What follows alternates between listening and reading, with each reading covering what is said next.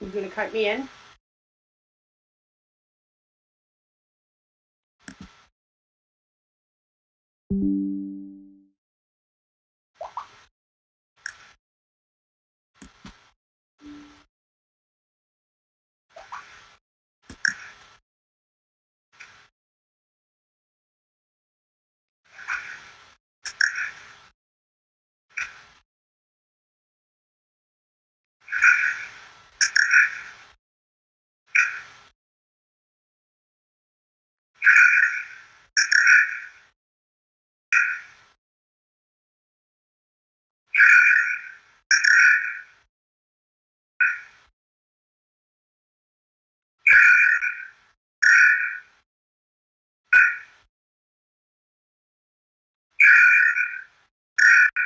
Hi, everyone, and welcome to episode 25 of the Crime Theory Exchange. What is that?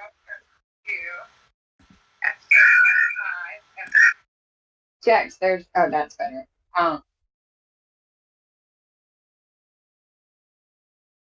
Okay. Welcome to the Foul Play YouTube channel, and welcome to episode 25 of the Crime Theory Exchange.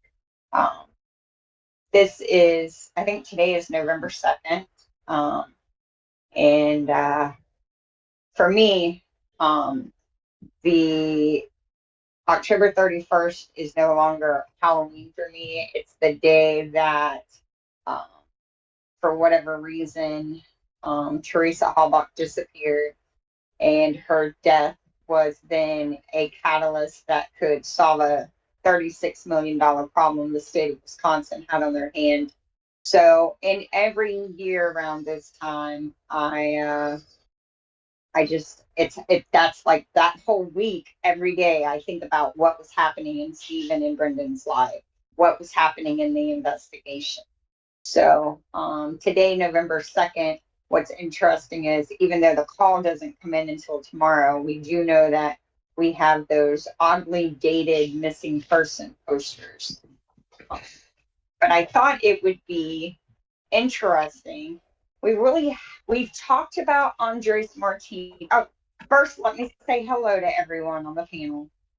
I'm terrible at this, y'all. How are you, Jax?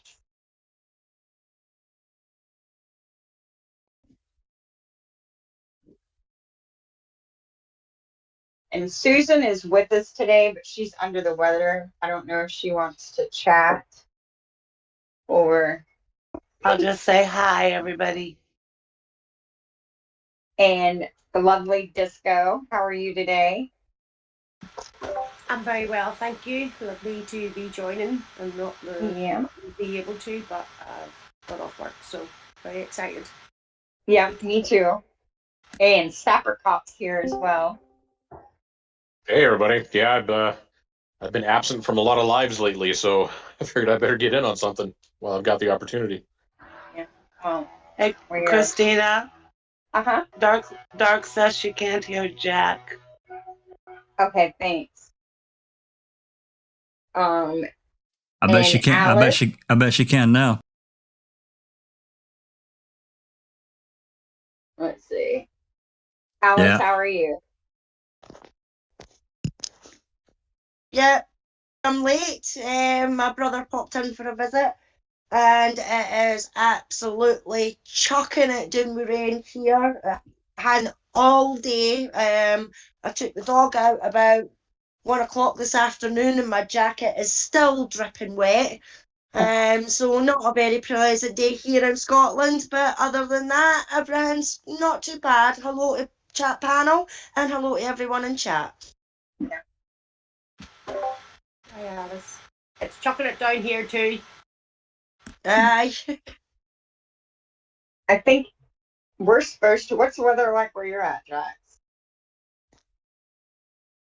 What's that? What's the weather been like? Mm-hmm.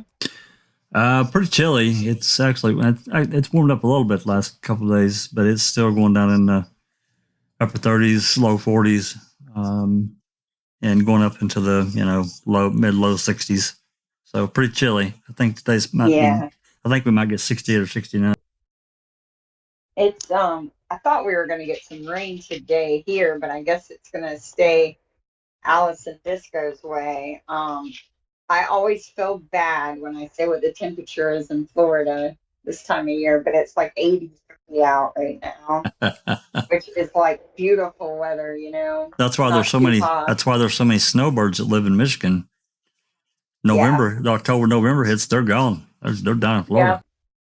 When I was a kid, we used to play this game in the winter months. We would see who could get all the states we had a little notebook, who could find them all first. Yeah, that was like the time of year where it could get done. For sure. But anyway, I thought we would talk about Andres Martinez.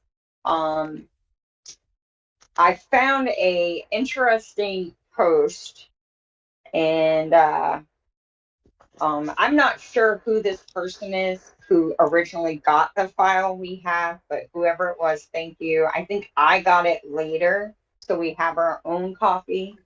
But I always want to make sure to say thank you to the OGs in this case. I know who got it, but I won't say. Yeah. If I had to guess, I would say Nexus.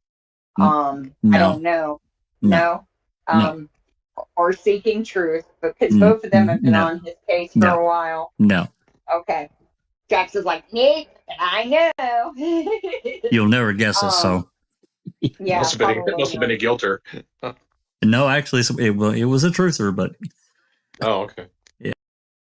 Yeah. But this Martinez file, I really wish Sherry Lynn Patullo would get on here with us, because Sherry and Darkside have done some amazing genealogy and just, connecting the dots. I've mentioned before, if I was a computer geek, I would have a database that would hold all the names and all the addresses that are mentioned with all of these questionable cases. And because there's just so many names keep coming up, and why they're in this case makes zero sense, because Stephen Avery did not associate with these people. When he got out of prison, Jody even said it. Jody said he doesn't have any friends. He stayed at home. He kept his nose clean. And he was just, doing what he was just counting the days until the lawsuit was settled and he got his money, right? And you have friends when you just spent 18 years in prison. Exactly. I think one of the things that has always haunted me about him is the fact when he first came home, he went and lived in Wisconsin now in October, November, December, in the coldest periods to be in Wisconsin. He lived in an ice shanty. And if that doesn't tell you he had to reacclimate to the outside world, I don't know what does. It was, I sort of remember that very early on when I was like, wow, he's literally decompressed himself. They do that to the army and things, and when they've been out, there's like a break into the world, and nothing was there for that. And he literally provided himself, and I think it was the size of his cell, weirdly enough, not much bigger. Mm-hmm. Oh, and that's how you do transition. So he gave himself his own therapy. Yeah, I believe. It's actually pretty. It shows a lot of awareness, right? A lot of self-awareness to know that he just couldn't handle, going back to mom pause or being around everyone 24 hours a day. He needed to be able to control when he was around people. Prison is a whole nother world. Even from jail. The wrongful conviction stories with the Innocence Files that I've watched, the most heartbreaking thing for me was a guy who didn't know what to order when he was out at the restaurant. But to break it, and I know I've said this before, the cutlery was too heavy. Oh, yeah. He'd spent 2 decades with plastic cutlery, and he was out, and he just cried. He just openly cried out at the restaurant, and I broke my heart. I don't know what y'all get in Europe, But in the United States, you get a spoon with little prongs on the end. It's called a spork, and it's plastic. You get half a toothbrush. And I was looking at some of the ways he would organize his stuff, and that's how you organize it in jail. My dad did 13 and a half years in prison, and when he came back home, I remember just what he would just, it's like deer, I don't want to say deer in the headlights, it's more like deer worried about being prey. You know, you have to, it's a whole nother world. And when we were listening to the how do you say his last name? Rodergrants, however you say it, that interview Jack's finally got a hold of, when he said they were not nice. Red Ewans. Yeah. When they said that they were mean to Stephen Avery, I hate to think what they did, thinking this little 5'0" guy was a violent rapist. And cops talk to guards, and guards talk to inmates, and inmates do anything for a pack of cigarettes and they got nothing to lose. So I'm sure Stephen Avery spent 18 years, and a lot of it was in a very lonely, dark, awful place. Yeah, that was a really strange interview when you consider the context. They're 12 days before trial, and these questions that they asked that guy, really strange. I got to tell you. Yeah, and that's another thing. I want to do an in-depth. I should say I would love for us to do an in-depth timeline of everything in this case, like the interviews when they were done, because it's just bizarre. Well, it's context. It's context of when they did certain things, considering where they were at in the event. I'm talking about the investigation, pre-trial and all that shit, and then going into trial. And it just makes no sense. It makes any sense. How many times they went after Jody is insane. Mm-hmm. It's insane. To me, it is. Well, if they'd have had his girlfriend getting on the stand saying, she was assaulted by him, he confessed to killing Teresa. That's when they could to get her, like that Fassbender revealed. I realized the tactic now, and the crap tactic. It was so he could have missed everything else in court. That's right. From his past. Mm-hmm. Well, no, Willis wasn't going to allow that. He was not going to allow that. But if she could testify, and they get more she from her, she could only testify as to events surrounding her. She could not bring up anything else that Kratz was trying to drag in there. There's no way. Then think that how Lucy was, though. I still think that would have given open court to say, God knows what. No, that's pretty much the law of the land. Mm. Unless someone testifies, a defendant testifies, their past cannot be brought into court and to a different trial. If it's the same trial, now that's different. But when it's a different event, they don't let them. Sapper can probably talk to that too. That they won't let them. Yeah, I mean, if somebody gets on the stand and opens a door, yes, then it's up to the court to shut that door. It can happen, and I've seen a number of situations where somebody got on a stand. Well, we saw it with Remaker. Remaker got on there and started talking about a freaking dispatch call that the defense didn't have. So he opened a door there. So the same can happen if especially the defendant, if the defendant himself or herself gets on the stand and starts talking about something that wasn't previously admitted or right. Spoken to the court, it's up to the court to shut it down. And if the court doesn't shut it down, then you have the prosecutor or defense, whichever side has that control, is free to just run with it. Exactly. Mm. I think it would have been pretty inflammatory if she was testifying in court. Do you think that's what they were trying to get her to do? Well, they wanted her to flip. Yeah. So remember, these guys are about to embark on a frame, and at least half of them knew it. At least the main players. And so when you know you're going to do that, you have to cover your bases. So you have to make sure you know everything that everybody else knows, so that if something comes up that maybe you weren't expecting, or et cetera, you're ready. You have a story ready, or you have something ready to counter whatever that happens to be. Or it's just another way for you to control that narrative. You're telling somebody what they know or what they're supposed to know, et cetera, and you're hoping they go along with it because they're low intelligence people. And which is unfortunately what the main gist of this case was. So I think a lot of that is what that is. They're just trying to make sure they control every aspect of their narrative, and nothing is going to pop out that they weren't expecting. And that's why, that's why I keep saying that that's a problem. If they had no idea who or how Teresa died, et cetera, but they're going to frame Stephen anyway, there's still that lingering open question of, what if the real killer came out and said, they're lying, this is what I did and how I did it, blah, blah, blah. That's kind of what I keep referring to. That's why I think they had control over either. They knew. Yeah, they knew from the beginning. They exactly. knew exactly what happened. This was not a mysterious death that they used. Just like the Penny Burnson assault. They knew exactly what happened, and they knew exactly who did it, and they knew that they could use that to frame Stephen, and no one would be the wiser.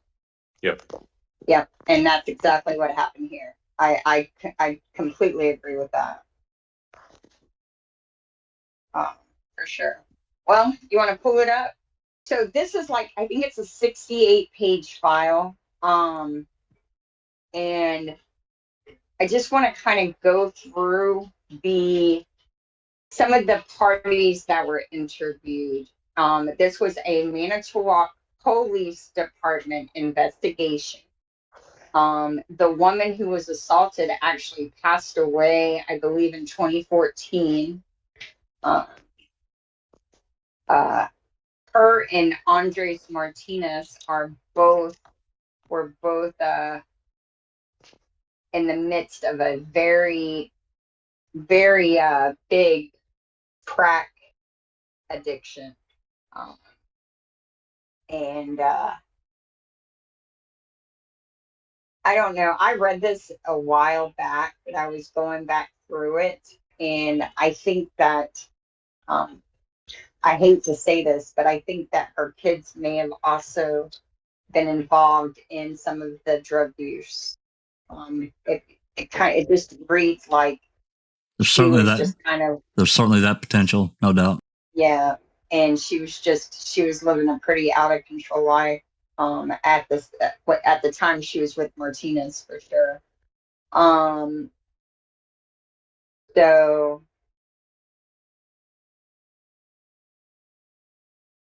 let's see.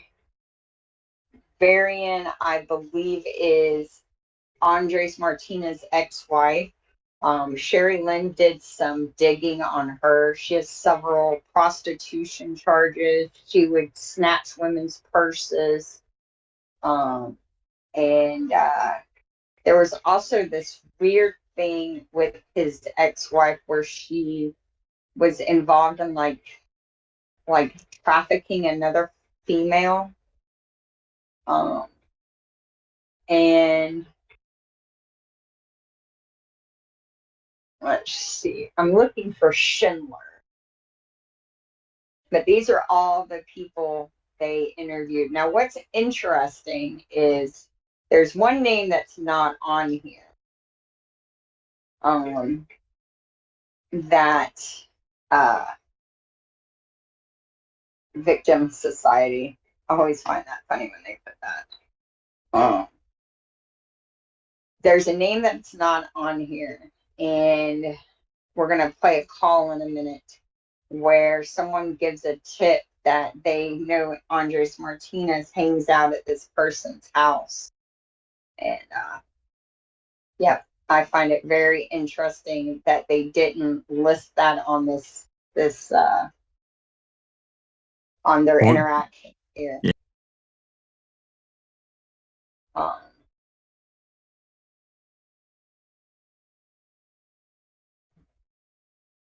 let's see.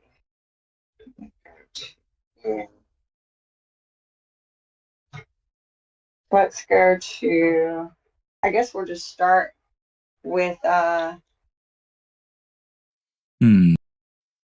What is this here?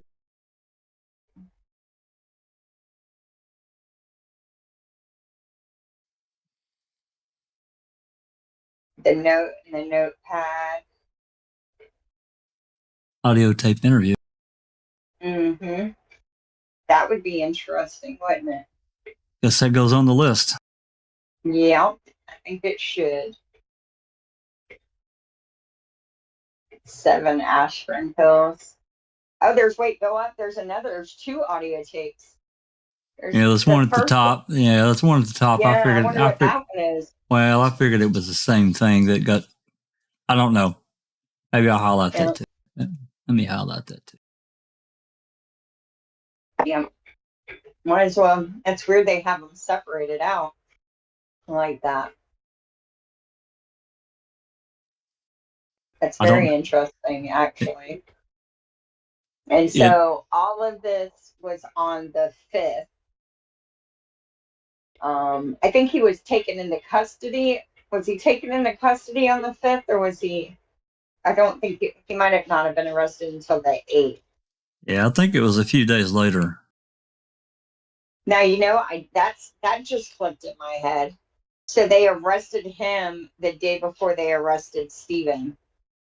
Interesting, if that's right, which would guarantee that they know nothing else is going to happen, right? Well, I mean, Yeah. Like let's hypothetically say if Andres Martinez was the perpetrator, you would be afraid of pinning an assault on someone else if he was still free to do it to someone else. But if he's in custody, then that kind of takes that concern away. I was trying to find, we know he was there. He was at Avery Salvage Yard on October 31st, right? Don't we have proof of this? I think he admits to it somewhere in one of these, some discussion. I'm pretty sure that does come out, yes. Yeah, either maybe it's the license plate book from the Avery office has his name on it, or maybe Chuck mentions that he was there. Yeah, it's somewhere. We know he was there that day. But yet he denies being there. I found that interesting as well. So let's go to. Well, the problem I see here is kind of twofold. You have Martinez, who is a junkie. He's clearly not altogether in the head, so his credibility would be almost impossible to establish. But unfortunately, the same thing goes with Earl and Chuck. I can't believe anything Earl and Chuck says either. So, who to believe as to who was there and when is really kind of tough to establish. Mm-hmm. I'm trying to. I think I thought I had. I'll look for it later. But I think we have him. We have it in a report that he was there. But I found it interesting that Jerry and Dean never figured that out, and also that Ken Kratzman for sure didn't volunteer it. So basically a 911 call comes in about 1:30 in the afternoon, and it's a woman had been struck in the head with an axe. They arrived at the scene, and the victim's name is Charlene Edwards. Her children were present during this attack. I think her son was actually assaulted as well. And for those of you who've never been around drug addicts when they're actively using, this entire event is how their life is, right? It's just absurdity after absurdity. Chaos. It really, chaos it is. times 10. Yeah. Yeah. It's there's no stability, there's no routine, there's no normal logic, no logic whatsoever. So as outlandish as all of this will seem to us, this is normal, everyday occurring stuff, except for that axe in the head part. The rest of it, he had been arrested for domestic violence on Charlene and had only been out of jail for like 2 weeks. It was an ongoing thing for them. They would get high, they'd run out of money, and they'd be mean to each other. Kind of like a vicious, when you hear about the vicious cycle, that's the vicious cycle. And so they recovered the hatchet, and now this thing was no small affair. It's a 14.5-inch long hatchet. Yeah. And it's got some weight to it for sure. Oh yeah. And I always found it interesting that there was okay, so when you're reading this, you can tell no one really ever expected him to go into the kitchen pantry and come out with an axe, right? It wasn't something they knew was in there. It wasn't something he had brandished before. The children, everyone was shocked that that's what he had done. So I find that interesting as well. Also interesting, if you think about the condition of Teresa's bones, the dismemberment that they did a lot to try and hide from the jury, the public. Eisenberg didn't even acknowledge it in her final report that she was dismembered. And I think we can all agree an axe will clearly dismember a body. Now, we know there was a serrated edge used on some of them, but I just find it interesting that he had an axe to use. If I was in a violent relationship with my significant other, the first time he left the house, I would hide the axe. That's just how it is. So I just thought that was something we needed to mention. Because you kind of learn how to prevent these things from escalating to the point where, serious bodily injury occurs.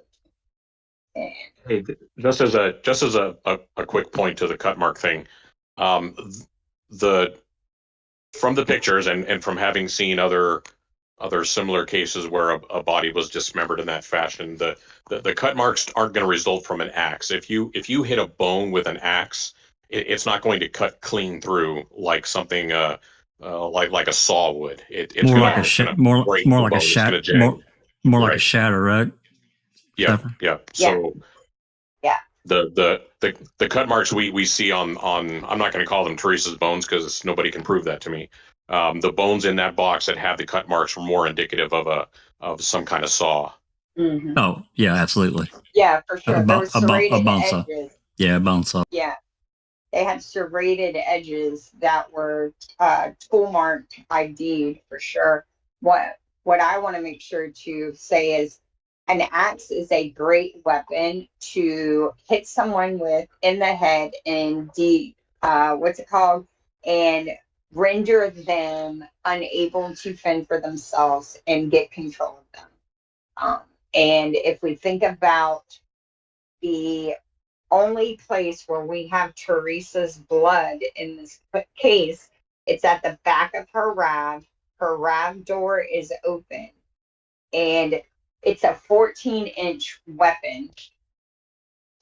And it would have been easily, he could have tucked it in his pants, pulled his shirt over it, asked her to get something out of her car. When she reached in, he could have whacked her in the head, thrown her in the back. Yeah, absolutely. Hatchet. Yeah.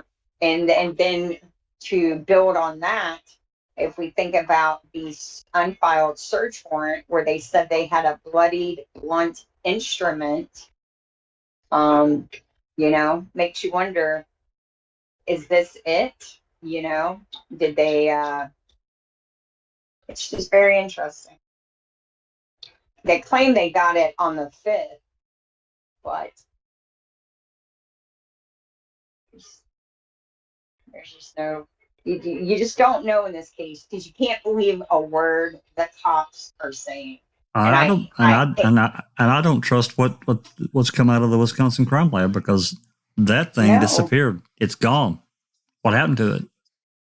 There's not one photograph.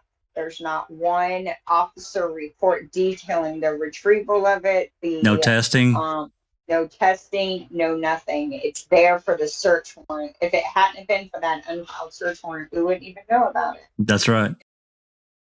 Which is what they wanted.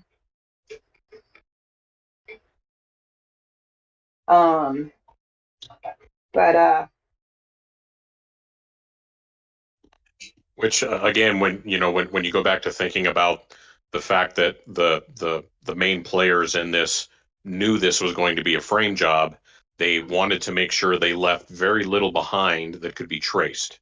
So that means less reports, no pictures, nothing that somebody could come back to and destroy their narrative from. Yeah.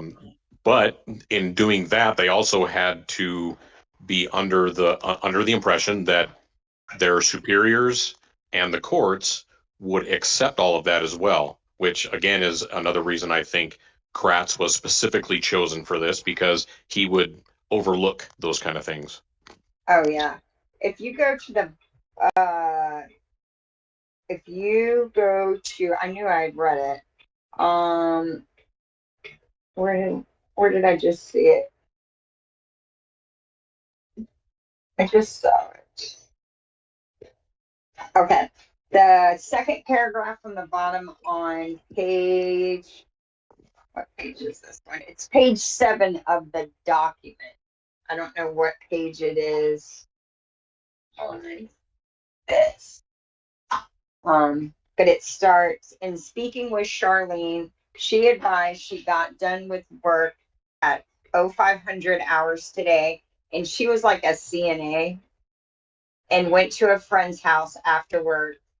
Charlene went on to say she had called someone to pick her up and bring her home, and Hugh picked her up from Ross's house. She said when she got home and went in the kitchen, Andres was there and told her not to be mad and said he wanted to talk, and she told him to leave. She said it was redacted and Andres and her in the kitchen. Charlene said Andres was mad because he knew she was at Ross's. Now that's interesting, because she said he told her not to be. She said when she got home and went in the kitchen, when asked how he knew, Charlene said she told him. Charlene told Andres, "I'm sorry, Andres, but you have to leave." And he said he was not mad at her. Charlene told Andres she was leaving with the kids to go get something to eat, and Andres said, okay. She said they all began to walk out the back door when Andres hit her in the back of I don't know why they redacted that, the head, and she fell down on her back and that don't make any sense. If she was hit in the back of the head, she would have fell on her belly, not her back. Well, she could have kind of slid and hit on her butt, and I don't know. Yeah, that's odd. That's really odd. Charlene said she never had an axe in the pantry, that it was always in the garage.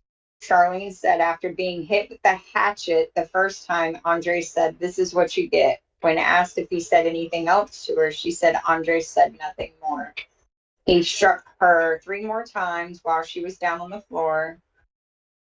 And she wasn't sure if it was the sharpened end or the blunt end. I think it was probably the blunt end because she's still walking around, right? Yeah. But so she pretty brutal, pretty brutal attack. Yeah, for sure. So if we scan down, so he was arrested for domestic violence against her on October 3rd. He got out, I think, on the 11th.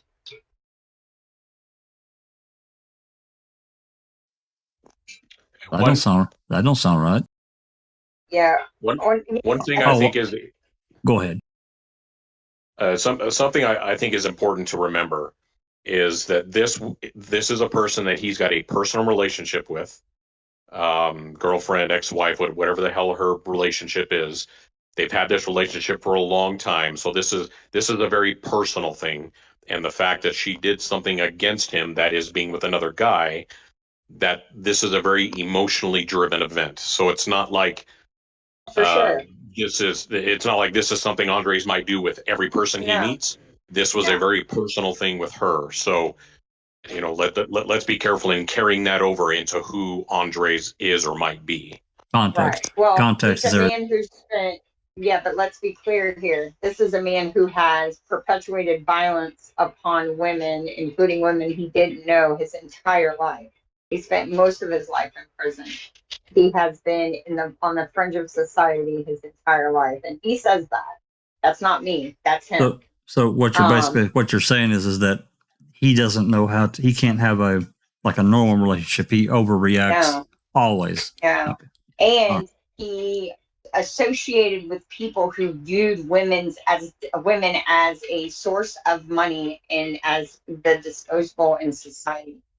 So, yes, he cared about her, but I think he cared about her because they partied together, right? But he doesn't care about anything. And you'll see that throughout this. And we also have to remember Gregory Allen was a raging crackhead. Gregory Allen loved to beat up on his personal women. He broke his pregnant girlfriend's jaw, and was arrested for that. But then he also liked to randomly attack women he didn't know. He liked to go and steal their bathing suits. He was another uncontrollable urge individual. Manitowoc County seems to have a ton of them to be such a small county. That whole region. That whole region. Yeah. Yeah, because Manitowoc County has had 59,000 people in it for the last, maybe it's 69, for the last 50 years. Their population has literally changed by less than 2,000 people in the last 50 years. Yet they keep perpetuating. They built $1 million jail. They now arrest 100 and some odd people. They keep in custody, I think it's 900 now. They are generating revenue from, quote, fighting crime, unquote. But how do you not stop the crime when you're not growing? If you've got all these officers, the same people, why are these violent events always happening? And why is Stephen Avery the only person you can think of to blame for them?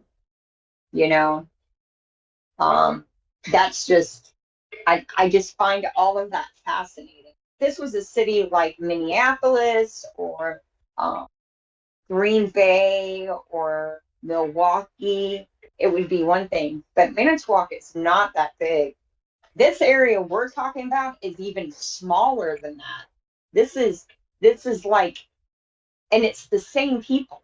This guy, Terry Schindler, that's involved in this case, that was Andres Martinez's boss, is a bad. He's deceased now. He was a really bad guy. He owned the bar where the dog ran after he got hit by the axe. The dog ran to the tattoo parlor. The bar was right there that he owned. He's involved on the outskirts of the Ricky Hotsteller case. He's also involved in the Pam Claflin murder, where they framed Randall McKay for it. And he's involved in this case. Yeah, he's a bad dude. He is. And he was a roofer, and he was George Zipper's. He's related to them somehow. If Jinx was here, she could tell you how. And I just find all of that, you can't, if we keep ignoring all the quote coincidences, unquote, we're never going to solve this case, because they're not coincidences. They're clues. It's how they're able to continue to do this. You can't keep.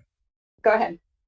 I was just going to say, so I was a deputy in a pretty small community as well, and I can tell you that I saw the same cast of characters day in and day out. I would arrest somebody one day, and they're walking out the door, 6 hours later because of either jail overcrowding or some other, absolutely stupid reason. That'd be released before that'd be released before you got out of your shift, right?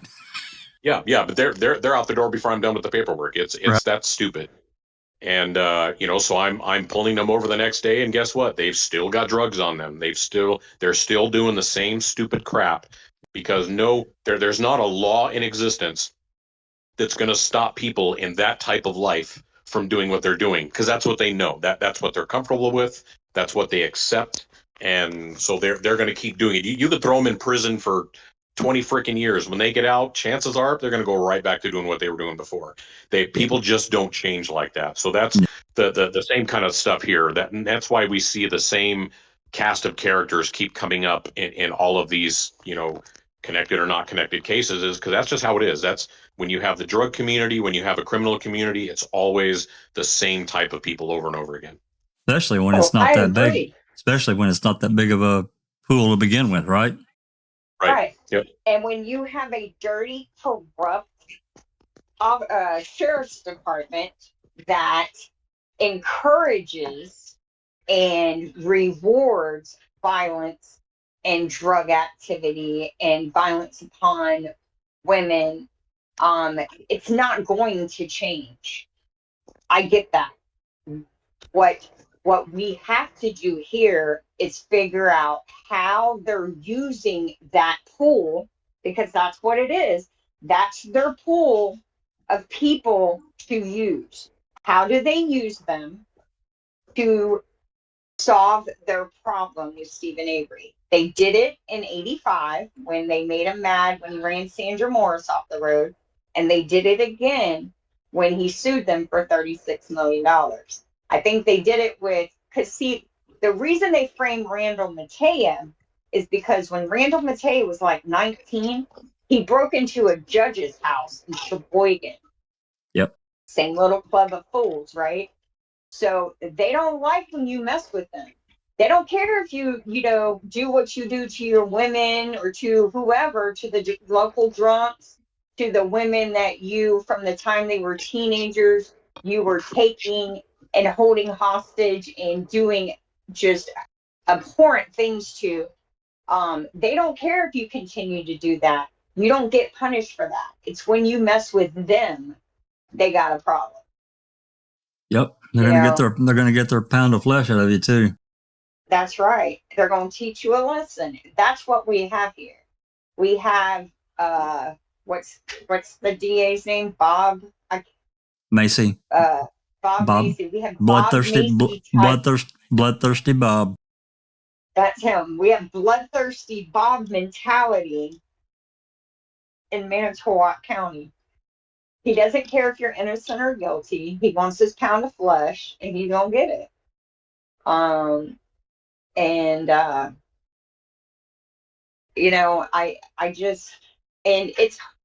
And I'm just going to speak on people who spend 20 years in prison and come back out and commit another crime.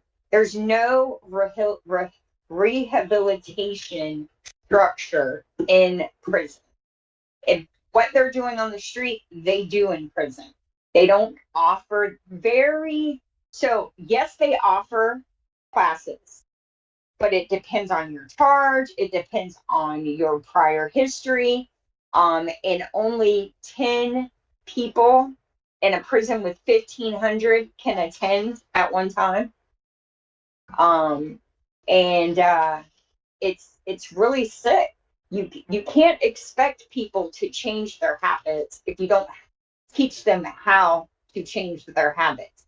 Most of these people have very little education. They've been introduced to drugs and alcohol before, they hit puberty. And you can't expect them to be, quote, productive members of society, unquote, if you don't give them the skills to do that. So, that's my problem with the whole criminal justice system. It was never designed to make our country better. It was just designed to profit off of human suffering. And people have begun, well, I think they've been doing it all along, but it's gotten prevalent. They lock up people that are innocent just to solve a problem. And I have a serious problem with that. Because if you're letting Gregory Allen's, Terry Schindler's, them guys stay free and locking up Stephen Avery's and Brendan Dassey's, no wonder the crime rate keeps climbing. So I do like that Stafford is my devil's advocate, though. Well, I mean, that context of, their relationship. I mean, it is important because they did have a relationship, but how he handles those relationships is that's all part of the context. And I think it was it's good to know that all of it. It is. I was trying to look.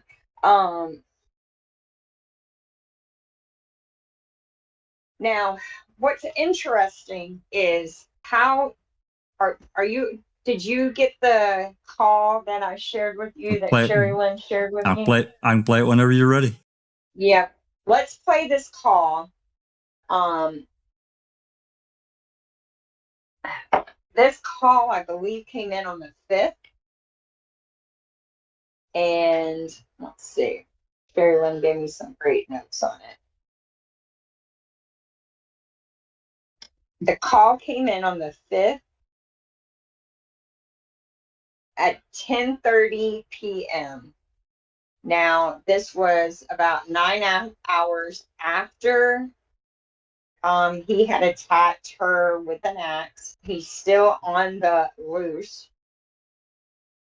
Yeah, they're trying to find him. Yep. And I find it very interesting.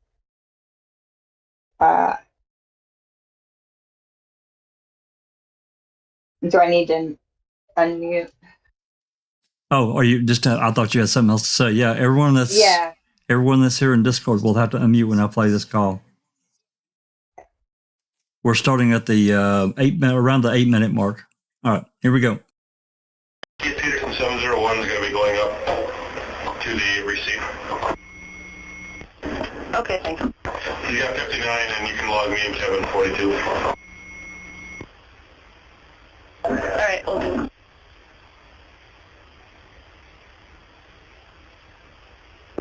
Dispatch 453, you're 20.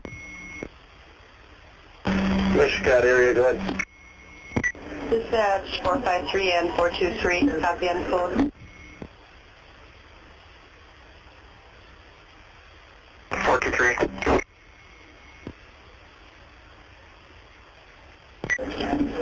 423, 453. I have 2 residences that need to be checked for the Martinez party, who's the suspect in the attempted homicide in Manitowoc. They received information that the suspect, Andres Martinez, may be at 931 Ladderon Drive. 931 Ladderon Drive, the Donald Madden residence, or at 2632 West Xander, 2632 West Xander Road, the Arthur Madden residence. They're requesting both residences be checked for that subject. If he is located, use caution.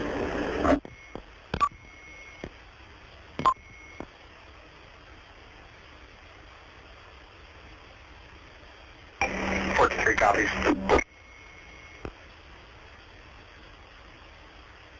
453 copies. Now, what's interesting, okay, good. What I find interesting about that is Donald and Harold Madden are not mentioned in MTSO's or Manitowoc Police Department's report as something that they were told to go and check. They listed 60 people they talked to or are involved in this investigation. They interviewed probably, what would you say, a dozen and a half people. But on the first day, this information is not acted on. And we got a man running around who's hitting women in the head with an axe. Now, 423 is Deputy Herman, and 453 is Deputy Hornack. Both of them were on the Avery property on the 5th and the 6th. Neither one, of course, wrote a report for their activities. And apparently no one bothered to think about the fact that you've got this guy on Xander, and the house on Xander Road is less than an eighth of a mile from Paul Metz's area where the cows, that whole incident. And it's also quite near to 3302 Xander Road. Now, we all know about the Xander Road for sale sign that was, can I say staged? Can we say staged? Is that fair? Do we all agree that sign was staged on Stevens computer area? I think that there was some thought to do something and it didn't work out. But it's also interesting to note that house has been demolished. It's gone. Mm-hmm. As many may or may not know. I'm sorry, Sepper. Many or may not know when Rhonda and Cherie and Jim, Cherie's husband, went to Manitowoc this past summer. They went there, and that house is gone. Go ahead, Sepper. Oh, I was just going to say I would be safe to say that its presence in the trailer is questionable. It really is. Okay. So I love how they take a picture and all the papers are nice and neat, flush with the printer. And then they take a picture with just the Xander Road for sale sign showing with that address. And then they take a picture of the Xander Road address and the Auto Trader magazine framed together in the shot. You can't make it up. You really can't make it up. I'm not making it up, but it sounds like I'm making it up. No, you're on the right track. The whole thing with that sign doesn't make any sense. It doesn't make any sense for Stephen, and it doesn't make any sense for Teresa, really. So that being in that trailer and the way it was, it smells fishy. There's something off there. It's not something we've been able to put our finger on and say, okay, this is how this got there, or this is why that's there. Yep. I think we're definitely missing something, because I know Christina will remember this when I say this, but I don't know that everyone else will. But I'm pretty sure it was on the 11th. There's another call from MTSO, and they block off Highway Q and whatever the hell is it? Y and Q? On the 6th. No, it was on the 6th. If you no, there's one later. It's later. Is there one on later too? Yeah, there's one. No, hold on. I have the thing. Let me look. Let's see. I have it pulled up on my thing. Go ahead. Real quick, while you're doing that, just to talk about this report situation. So, one thing to note is that the Andre Martinez case was a Manitowoc PD case, not a sheriff's office case. So, even though I'll use Herman for example because he was responding on this. Even though Herman may have gone in and done a check like that, he wouldn't necessarily have written a report on that because that's the PD's case. They're going to be the ones writing the reports, and that's kind of an understood thing. I had the same thing when I would work with our local PD. If I was assisting them on something, I wouldn't necessarily write a report on it because they're going to be writing the reports. Just throwing that out there. Right, but nobody wrote a report, and the Maddens weren't interviewed by anyone. And this was on the 5th. They don't arrest them until like the 8th or the 9th. And he's running around town looking for people. I just find this whole, how they handled all this is just bizarre. Just bizarre. Now, what else is interesting is, so that was 10:30 on the 5th. On the 6th, they set up a roadblock. This roadblock is, let me find. The roadblock is instituted at 3, I think it's at 3:30. I think I sent you a screenshot of this. So it was instituted at 3:30. And this one was handled by that noise.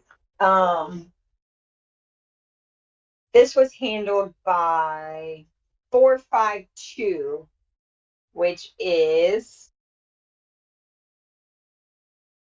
Sergeant Orth, who was also involved in the Stephen Avery, and this was billed to the Halbach investigation.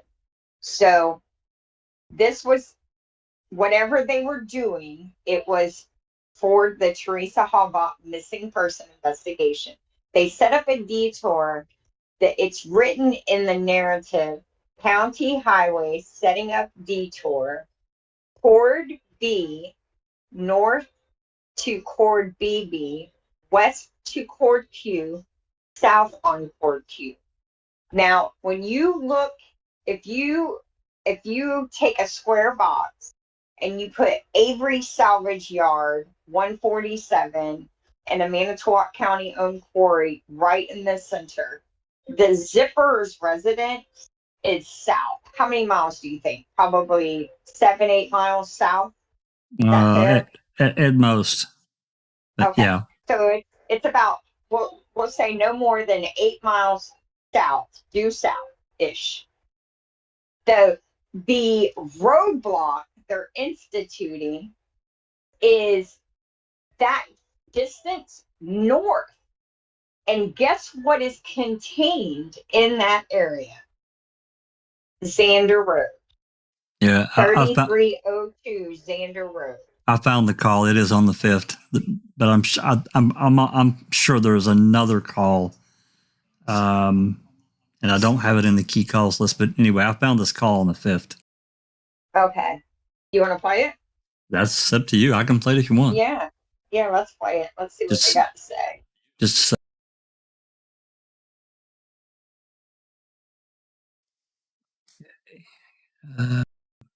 this is about a 2-minute call, looks like.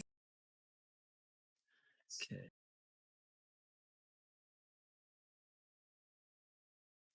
All right, that's going to pop in there. Again, everyone in Discord is going to have to unmute. So here we go.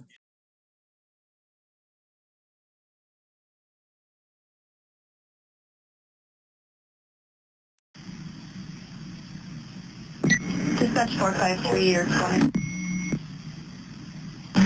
Scott area, go ahead.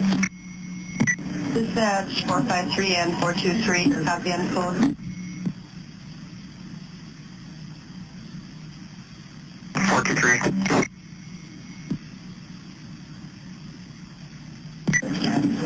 423, 453. I have 2 residences that need to be checked for the Martinez party, who's the suspect in the attempted homicide in Manitowoc. They received information that the suspect, Andres Martinez, may be at 931 Ladderon Drive, 931 Ladderon Drive, the Donald Madden residence, or at 2632 West Xander, 2632 West Xander Road, the Arthur Madden residence. They're requesting both residences be checked for that subject. If he is located, use caution.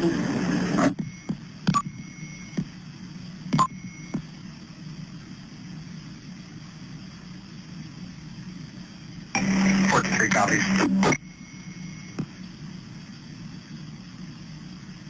453 copy. Now that's interesting. 420, That's the same call, but it's much clearer. So, Sapper can say if I'm crazy or not. This sounds like Manitowoc police called Manitowoc sheriffs and asked them to go check it out because it's a county address, not a city address. That's possible. The PD wouldn't be precluded necessarily from being able to do that, but it certainly would not be unusual for them to reach out and ask for assistance. Yeah. And but yet they don't mention that they got a tip he could be hanging out there. Very interesting. Yeah, I guess I'm trying to maybe understand the differentiation here from my experience on the case. The feeling I've gotten is that there is a definite disconnect between Manitowoc PD and the Manitowoc Sheriff's Department in terms of how they feel about each other, their connections to each other, things like that. It's always felt to me like the PD was separate from Sheriff's Department in terms of how they operated in the community. I never got the feeling that Manitowoc PD had the same corruption problem that the sheriff's office does.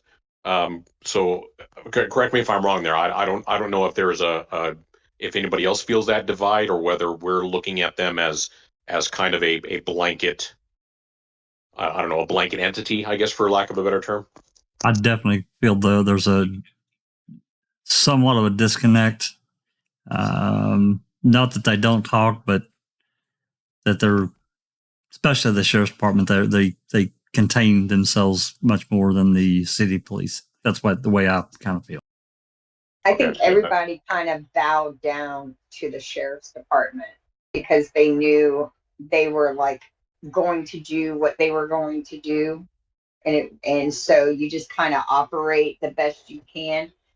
If nothing else, what they allowed Gregory Allen to do taught the Manitowoc Police Department that the Sheriff's Department doesn't care about protecting citizens. You've already talked about a few others. You've already talked about a few others too that kind of operated with impunity. Because the Pam Claflin case, when it was a missing persons case, and I always found this odd, it started as a Manitowoc Police Department case because she disappeared from a city bar. Yet her body was literally placed right where it was county property and not city. I mean, within feet, feet of it. If her body would have been found 100 feet another direction, it would have been a Manitowoc Police Department case. But because it was found on the county property, good old Tom Kasurik had control of the case. And I find that interesting, you know. And where she was dumped, whatever happened, speaking of Pam Claflin, she died a very horrific death. Okay. It did. And whatever occurred to her before her body was placed in that location. And yet not one spot of her blood was recovered from Randall Matea's car. And more importantly, he had no signs of any kind of, like, they talked to him within a few days. He had no marks, same as Steven, no marks on him, no signs of being in a struggle. And no one heard a woman scream that night. And I just find all of that very telling about what was done. And in these cases, the other questionable cases, they've always been body dumps where, you know, and that's what we have in Teresa's case. But I mean, it's not really a body. It's, I guess, a box of bone dump, maybe. I hate to be so crass, but no, it is what it is. That's what it was. There was some bones, and that's the best we've got. What is, like BB says, a box of bones. That's it. A white box of bones that traveled all over Wisconsin. Came in a box, left in a box. That's it. Yep. And a brown chart. And a case where all the other charts are blue. But the fact, so that all happened at 10 p.m. I really don't see them waiting 18, 20 hours till 3 o'clock in the afternoon to try and look for this guy. So why did they set up a roadblock on the 6th that contained Xander Road? And the only narrative we have, I think Ricky got this report. We have one bizarro DCI report.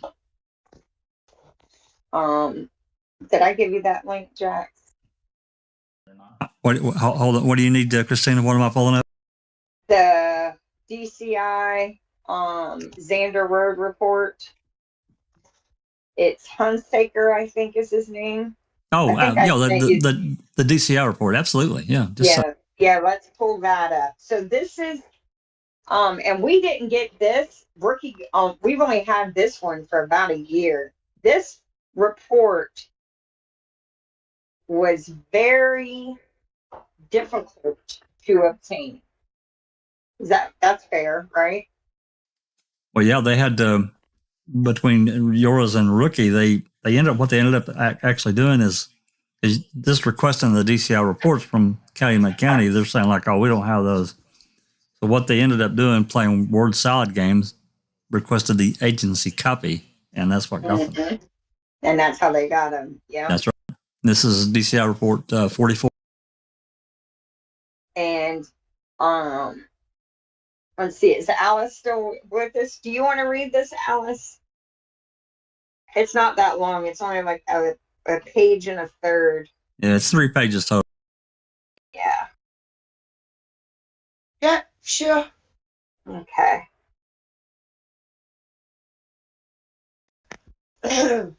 On Saturday, November 5th, 2005, Special Agent Alan S. Hunsader began assisting with an investigation concerning the disappearance of Teresa Marie Hallback. Gives her date of birth and that. While assisting with this investigation, Special Agent Hunsader was advised by Calumet County Sheriff's Department Detective Mark Wiegert that an item of interest had been found in the residence of Stephen Avery.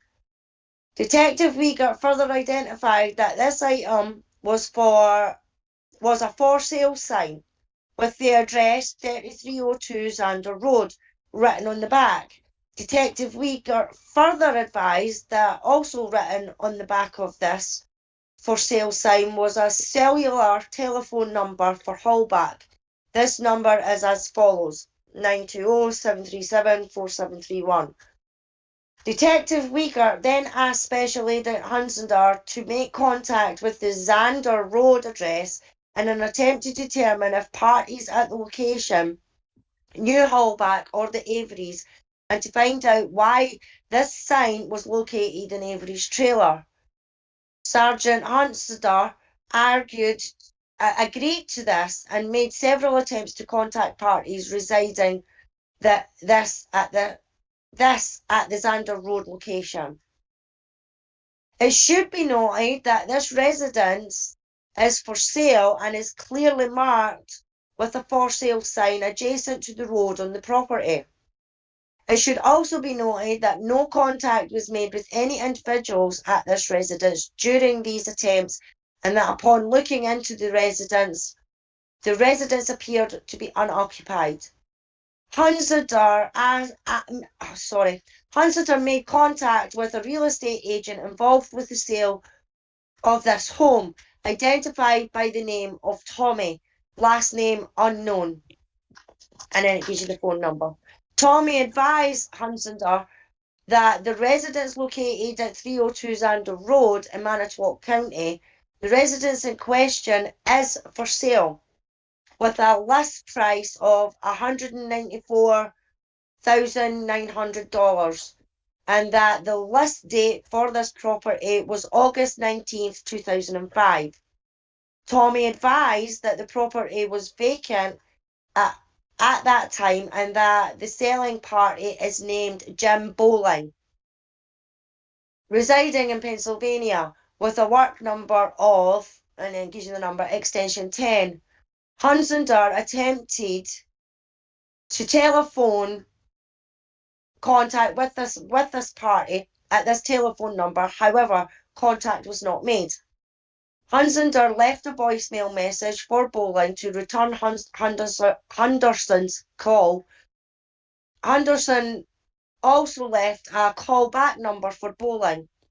Hunsander identified himself to Bowling as an investigator for the state of Wisconsin and briefly explained the situation to Bowling on this message. On Thursday, November 10th, 2005, at approximately 10 a.m., Hunsander received an incoming telephone call from a male party who identified himself as James Bowling. Bowling advised that he had recently received Hunsander's voicemail message and was returning the telephone call. Hunsander again explained to Bowling the nature of the situation concerning the for sale sign and the aforementioned information written on the back of it being found in the Avery trailer. Bowling stated that he is familiar with the ongoing investigation occurring in Wisconsin concerning Hallback. Bowling initially stated that information did not ring any bells. Bowling stated that he did not know how that sign got to that location. Bowling stated that he had not bought a car or sold a car recently. Bowling further stated that the missing party, Teresa Hallback, is not friends with his daughter. Bowling then stated that he did have a daughter named Erica Bowling that resides in Green Bay, and that she did have friends that knew Hallback. Bowling stated that he would provide Erica's number to Hunsander, but did not have that number available at that time. Bowling then stated that he would go and obtain that number and call Hunsander back. The telephone call determined at that time. A short time later, Bowling again called Hunsander back to advise that Erica Bowling's telephone number in Green Bay is 902-471-6376. Bowling advised that Erica Bowling resides with a party named Jeff, last name unknown, and that Jeff knows Hallback. This concluded information received from Jim Bowling at that time. At approximately 11:05 a.m. November 10th, 2005, Hunsander attempted telephone contact with Erica Bowling, 920-471-637. and received a voicemail message. Hunsunder left Erica a message identifying himself as an investigator for the state of Wisconsin and requested a call back from Erica. Hunsunder provided Erica with his telephone number. Hunsunder received a call back message from Erica during the evening of Thursday, November 10th, 2005. Hunsunder again attempted contact with Erica on Saturday, November 12th, 2005 at approximately 10:40 a.m. Hunsunder received no answer and again left a request for a call back. That's it. That's the end of it. All right, so I'm always talking, so somebody else give their impression of this report. Huh. It's interesting. I do know that there's more radio dispatch or telephone conversation at MTSO. I don't know if we've got that captured in any of the key calls, but I know that there's more conversation about them trying to find information about this property from the MTSO angle, not DCI, not a DCI call, but again, from MT, the Sheriff's Department. But it's basically, as I recall, they were trying to find and these people that owned this property and found out that they had moved to Pennsylvania. But I don't remember anything necessarily relevant or anything more than what's in this report. Anyone else? Disco? What's your thoughts on this report? Oh, she might have stepped in. Or Sapper, what do you think about this lovely report? He might be tied up on a call. Oh. Well, so this particular report really doesn't tell me anything. It just says that this guy went out and tried to figure out the status or nature of this location, talked to some people, and really there was nothing in the report of any significance or value. So let me ask you a question. The fact that Uyghur was requesting somebody find this information isn't in and of itself a red flag or something telling to me, because any investigator probably would have taken the same steps. But it just, for me, it comes down to the fact of the sign itself. You know, I don't remember if Stephen Avery ever spoke about that sign or whether he had actually wrote that or anything having to do with it. So without that, I don't know the nature of the sign, but the nature of this step that we're talking about right now feels completely normal to me. So on November 5th, 2005, all we have at this time is Teresa's car on a 40-acre property Stephen Avery has access to. And then we have a sign in his house with Teresa's phone number on one side and this address on another side. As an investigator, what would your next step be at that time? And a missing woman, a missing endangered woman, and a man who's claiming he has no idea where she's at, and he's 2.5 hours away in Cribbet. What would you do? Like, what would be your logical next step? If you really believe he killed her or he has her, and this sign miraculously pulls itself out of a stack of papers and then positions itself next to the Auto Trader magazine to get photographed. So that's really a tough one to answer, and here's why. Because if I have to separate myself out from all the information I know about this case, if I was an ethical investigator who was not out to frame this guy, if I was actually performing a real investigation, I was approaching this as if an actual crime had been committed and this was a possible actual suspect in the crime, then it certainly would be a question in my head as to why is why is the victim's phone number associated to this address on this placard? So I need to find that out. So taking the steps that Uyghur did, and that's why I said the steps Uyghur took aren't unusual, because I probably would have done the same thing. I don't know if I would have done it myself or had I don't know why he asked somebody in DCI to do it. That's a instead of borrowing Manitowoc, right? Yeah, instead of borrowing the people who actually work there and know the area. Also, why are you not just going to the house? Like that would be what I would do. Or why aren't you going directly to the horse's mouth? Hey, Stephen, what is this sign for? Well, what were you using it for? Something like that. Why is it? And they never ask him about that. Why is this sign with Teresa's number on your desk, stuffed in with some papers?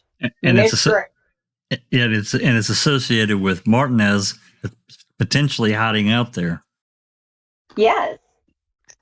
Like I said, they instituted a roadblock. That's like I said. It's like that something almost got started and then was just dropped. I think so. Hypothetical. Did I say hypothetical? Hypothetical.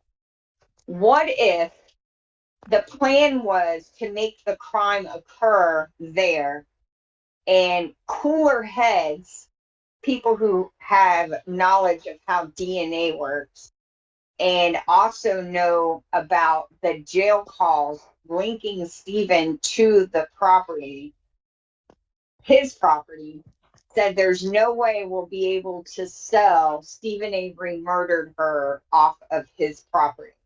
Somewhere on Xander Road. Yeah, exactly. Because this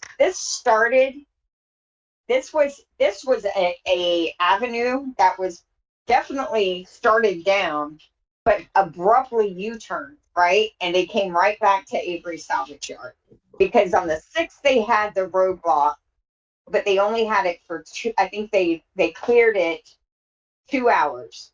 So either they moved the things, because on the 7th is when they start finding her stuff. So on the 5th, they were going to use Xander, but on the 6th, hypothetical again, on the 6th, they started shifting everything back to Avery property.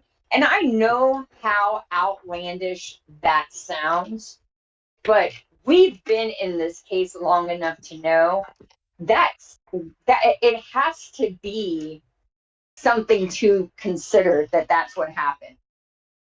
Well, so the question, obviously the first question that comes into my head is, I don't think Manitowoc instituted these roadblocks on their own. I think they were asked to by the PD, because again, it's their case. They're the ones looking for Martinez. So No. These are billed to the Hallbach investigation. This is a Hallbach investigation narrative that the roadblocks on, not a Martinez investigation. This report is the Stephen Avery MTSO dispatch log narrative. These are all this roadblock was instituted as a part of the Hallbach investigation. Me and Jinxie went round and round about this. I found that other call, by the way, and it was on the 9th. Let's listen to it. Wait, when y'all are ready? Go ahead. What day were the roadblocks put up? The 6th. And another one. Go ahead. No, go ahead. It was on the 9th. All right, I'll look for that one too. So I know about the one on the 6th. It was instituted at 3 p.m. and then they cleared it at, hold on, I gotta go up. They cleared it, I think, at 5:30, right at dark is when they cleared it. Yeah, 5:08. I'm sorry, 5:08 they cleared it. This other call that I talked about earlier, I knew that I'd sent it to you. It's actually pinned in our DMs, and I found it. It's an odd call. This is on the 9th, and it looks like it's at 3:27. It's very short. It's less than a minute. So let's take a listen to it. If you're in Discord, you'll have to unmute YouTube. Here we go.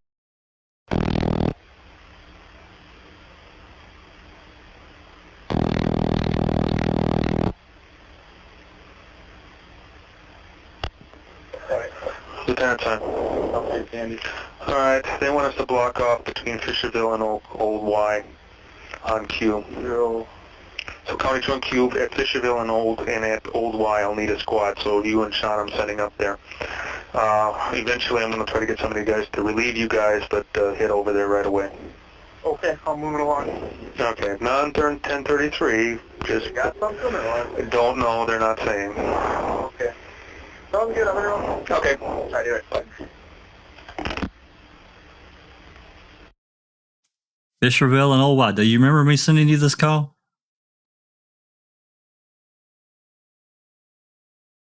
I do now.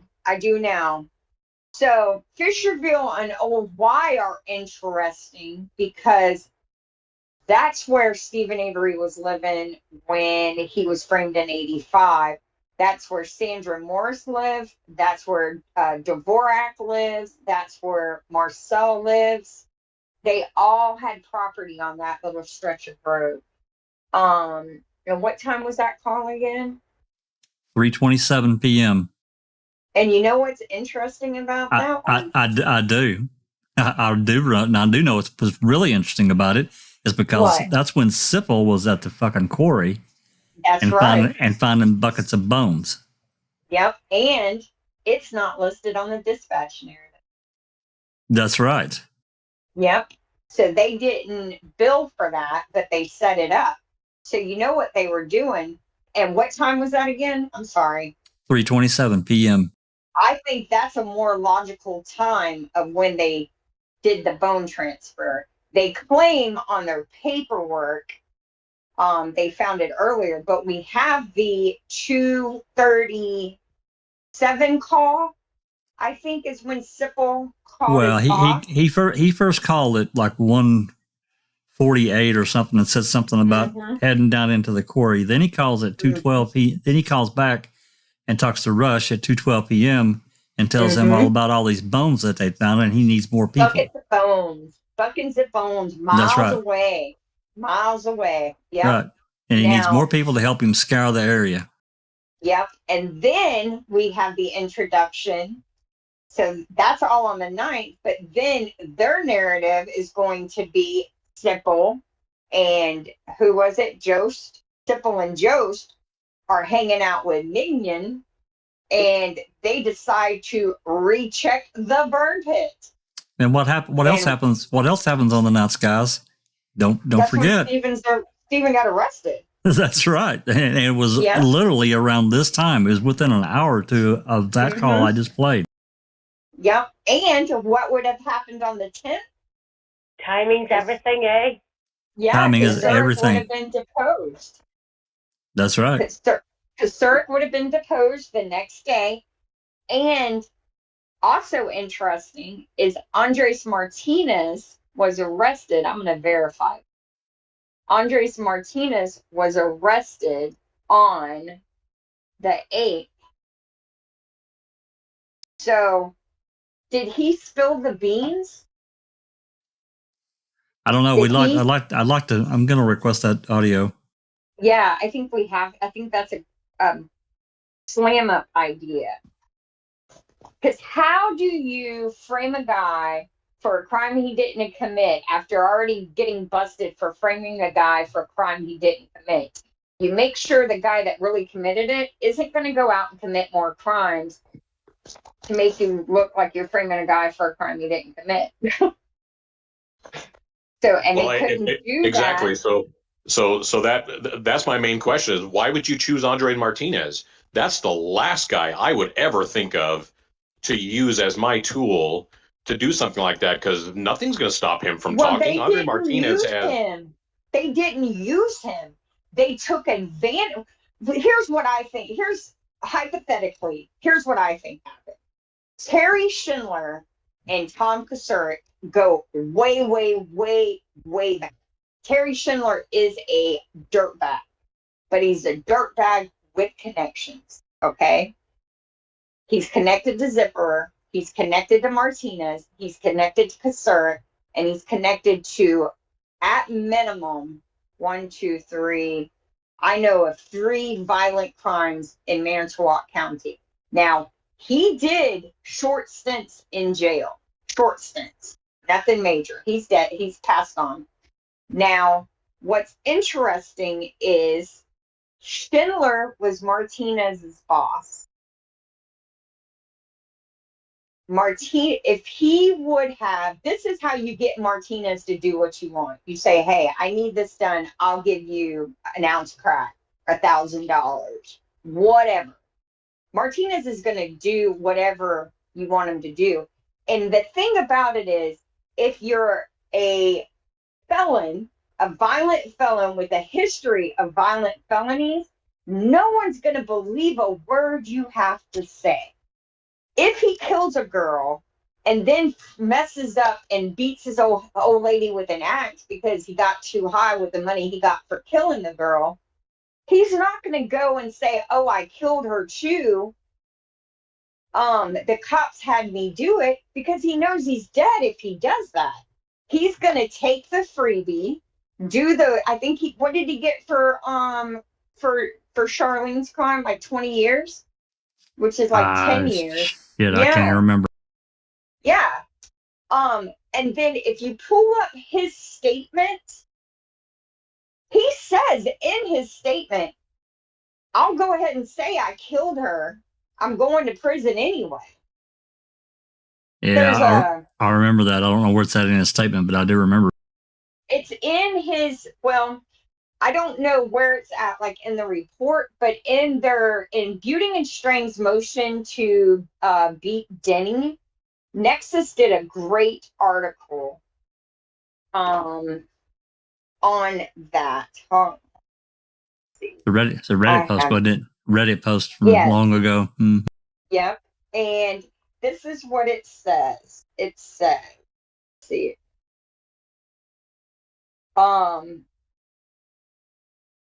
Andres Martinez had been to the Avery salvage yard too many times to count, but denies being there on the 31st. But we have independent sources that confirm he was there. I'm pretty sure it's the license plate where they bought the junk cars. I'm pretty sure his name's on there. But anyway, ACISSIR report number 051776/113 at 34. Indeed, he said he had been to the salvage yard only 2 or 3 times in the preceding 6 months. Isn't that interesting? Because that's about how many times Teresa had been there. He denied killing Teresa Halbach. However, on November 5th, he attacked his girlfriend with a hatchet.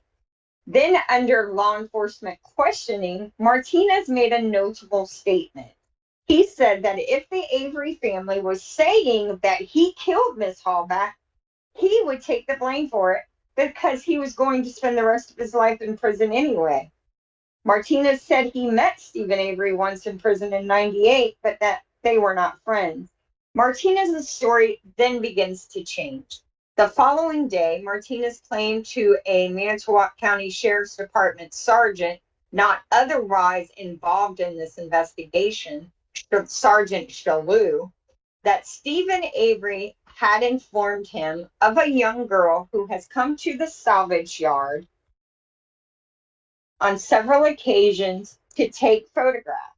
He claimed that Avery told him he was going to kill her the next time she came. Jesus Christ.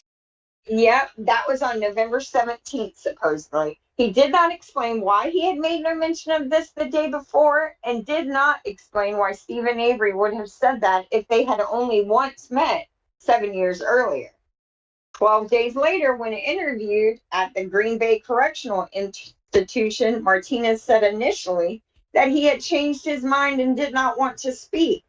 But he did. He now claimed to be friends with Stephen. Instead, said that he would commonly go to the junkyard, sometimes as often as a couple times a day. He now claimed that he and Stephen had spied on Teresa from a hill on a previous occasion, and that Avery had taken pictures of her, admitting now for the first time that he had personally seen Miss Halbach. And also interesting is it says to date, the state has not claimed that it has recovered any such pictures. And we all know all the oddities around pictures and cameras in this case. That was me, not the report. He claimed that Avery said he intended to dispose of him, told an implausible story about Avery suspecting that Miss Halbach was coming to the house to pinpoint Avery for a crime he did not commit. Avery also supposedly said Halbach had a baggie that he wanted to get. Asked why Avery would tell him these things, Martinez now claimed that he and Stephen got along very well and that Stephen trusted him. So yeah, pretty crazy. Okay, so the basic gist, the basic gist of all that is. Am I still here? Yeah, we can hear you. So the basic gist is Andres Martinez can't be believed because his story changes every 5 minutes. So nothing that comes out of his mouth is going to have any credibility whatsoever. And the other thing I want to point out is this was a Manitowoc PD case, not a sheriff's office case. So he was being arrested by the PD, not by the sheriff's office. So and knowing that criminals, especially longtime criminal or career felons, are going to always do everything in their own best interests. So if he can shave some time off of a sentence by giving information on something else, they're going to do it. Loyalty does not come into play because there is no loyalty among thieves. That's right. So had somebody actually put him up to this or suggested it or anything like that, he would have sold them down the road in a heartbeat to not go to prison for 20 years or 30 years or whatever it was. Absolutely. So that's why the whole thing surrounding Andres Martinez doesn't fit to me. There's something just off with it. It doesn't seem right. Nobody can even get their story straight when it comes to him. Nobody can prove he was on the yard because, again, I can't believe Chuck and Earl either. It's not Chuck and Earl, though. It's the logbook that has him on the yard. It's like that they wanted to try to do something with it, but they couldn't. That's the takeaway that I get. They just couldn't do it. Yeah. And the other thing that would come in is, if Chuck and Earl said he was there, or if somebody said he was there, and somebody would have had to have seen him, he's not going to be on the salvage yard all by his lonesome with nobody else around. Somebody would have seen him, somebody would have talked to him, something like that. Can they attest to the fact that he disappeared for a period of time around the time Halbach got there? No, we don't have anything to that effect. No. And then what would his motive be? Is he just a rampaging killer that just wants to go and kill somebody on impulse? Has he done that before?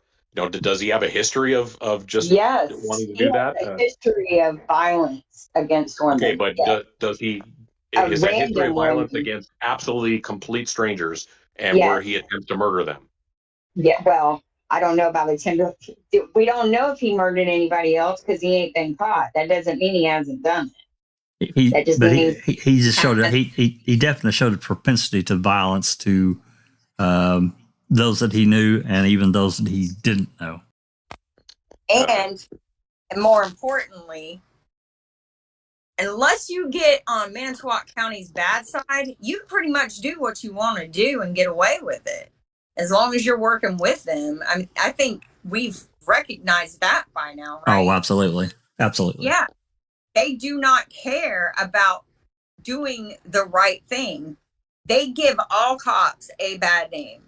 I'm about ready to say all of Wisconsin cops give all cops a bad name, but I hate to say that because I'd like to think there's some redeeming ones around there. Oh, there definitely are. That other case, that Nebraska case, there was a couple of Wisconsin cops that absolutely did the right thing, and they did their job really, really well. Outstanding, actually.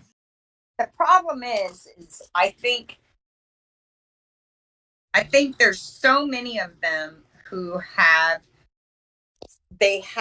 taken a stance that there are people in society that are disposable. And once you start looking at a human life, I don't care how lost someone is, you cannot say anyone is better off dead, because that's when you take on a role of a deity. Well, that's permanence there. It's done. Now it's safe to say this person doesn't need to be free to walk the streets because they're dangerous and uncontrollable, and they have a propensity of violence. But you can't say just because this woman had a rough life and she chooses to self-medicate and stay wasted her entire life, it's not my decision that she doesn't deserve to do that. And no one should be able to say that person's life is disposable about anyone else. And that's what we have here. We have people saying some other person is disposable. It's what they did to Brendan. They said his life doesn't matter. And who the hell are they to say he doesn't get a right to become an adult and live his life? Because they had a use for him that was to their benefit, and they're okay with doing that. Hey, by the way, Christina, I pulled up the interactive map. I've actually been kind of browsing on Xander Road here. Go ahead. There's BB. So BB, hi BB, I'm thinking of you. So BB at Q, and let me pull up the other one. I should know this by heart by now. Gotta go this way. Well, I was going to that call that I just played, Fisherville and Q. Yeah. Okay. There's Q, and Fisherville is also Old County Road Y. I think they're the same name. There's County Road, West County Road, BB. Yeah, BB was. I don't remember. It's been too long since I looked at this map, because I know you and I looked at it months ago, and I've just forgotten what we found. But I wanted to kind of give everybody a little bit of an orientation to where Xander Road was in relation to the salvage. I have to zoom out a little. Fisherville Road. So you can see Xander Road is still quite a ways up. Mm-hmm. I'll move it to the top here.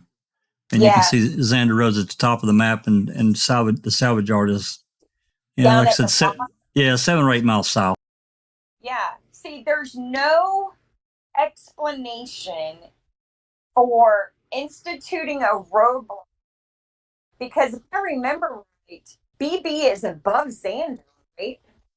Yeah, it is. I'll go back in here. Yeah. So there's Xander. And it would be easy to dismiss Sapper as not being relevant, but they build this to the Teresa Hallbach investigation, not to the Andres Martinez investigation. That's why I said I think that they wanted to do something. They started down that path, but I think Sapper pretty well nailed it. There's just no way that they could pull it off. They just couldn't do it, because Martinez, I think he also correctly said it. If he had a way in hell to shave off time off of a 10, 20-year sentence, he's going to do it. But he didn't. They had him dead to rights on what he did. I know. He got away with a murder. But hypothetically, if he is the person who was hired or encouraged or given drugs to frame Stephen Avery, what better person to use than a dude who gets high and talks out of his ass about everything? I mean, just like Sapper said, nobody's going to believe a word that he says because he's not in his right mind. He's going to say whatever he thinks he needs to say. He has no credibility. Yes. So he's the perfect fall guy, if you ask me, because he's easily discredited by the words out of his mouth. No one's going to believe him. Are you gonna stake your life and career on that, though? True. That's right. Sure. They've done it before. This isn't their first rodeo. They did it with Gregory Allen. That's what you know what I mean? They did it with. Yeah, but they didn't use Gregory Allen for something. They just they turned a blind eye in Gregory Allen's case. They just didn't do anything with him for some particular reason, but they didn't like order him to go rape Penny Bernstein. Just kept this. Well, some think that they might have. We don't know that. You got to remember, there's a lot more to that case that is verifiable, but not court record, right? Tom Kasurik and Penny Schindler were neighbors. They went to the same church. Their kids went to the same school. Tom Kasurik and Penny's husband were in a lot of the same clubs. And there has been rumors in Manitowoc that at the time prior to Penny's assault, Tom and Penny, Tom's scene was Penny as well. I find that interesting. And there has been, and you got to remember, Gregory Allen was going and visiting the DA's and getting access to the DA while under indictment and having the DA write him letters to advocate for Manitowoc police to drop the truth. It's almost like this is exactly what they did again. That's what it seems like to me. They just played the same game right over again. Yeah, there definitely was something more going on with Vogel and Gregory Allen than we'll ever know. Vogel will never admit. He will never tell the truth about that, I think. Well, Kasurik, yeah, neither. I mean, they'd rather frame the dude again than get on the stand and admit to what they've done. Could you imagine the questions that would have been asked to them? Who knows what Glenn and Kelly were going to pull out of those men? Because these guys had been part of the Wisconsin Innocent Project for years. By 2003, they knew about Mattea. They knew about Randall Mattea. They knew about the Roll brothers. They knew about Mary Ziegelbauer. They knew about what's her name? The girls whose bones was found in Manitowoc. Oh no, not Rudy. Yeah. Faith something. Yeah, I can't remember her name. Yeah, they knew about her. They know about the missing lady. They know, you know what I mean? There's no telling what Glenn and Kelly had access to. And having Kasurik and Vogel in that hot seat under oath where they have to tell the truth or they're going to be held responsible when it's proven they're lying. Those guys were desperate. And what do you do when you're desperate? You do what you know will work. And what worked the last time? They used a crackhead. So, I don't know. Hypothetical. But I think it's a strong possibility. And Disco has talked about this case before. There was a case, I want to say it was in Kentucky, where this cop killed this teenage girl in front of a house full of people and then arrested her boyfriend for her murder. Sat there in court while he was put on trial for it. And for 20 years got away with it. When the truth finally comes out, and this was a dirty, violent, just nasty cop. When the truth finally comes out and he is held accountable, all those kids he pressured into staying silent, they arrested them and charged them with something accessory after the fact because they were scared to death of the cop and didn't want to come forward. Wow. I was going to say I mean, I could say obstruction, but God, accessory after the fact? Jesus Christ. Who you're afraid to tell the truth because the cop just killed her in front of you. A cop killed her. Yeah. Wow. I don't know about that case. I don't think I've heard about it. She's muted. She's still muted, so she must be busy. So there's the issue, and it always seems to be prevalent in these small towns because. So who's that girl that went missing that they found in the car in the lake recently?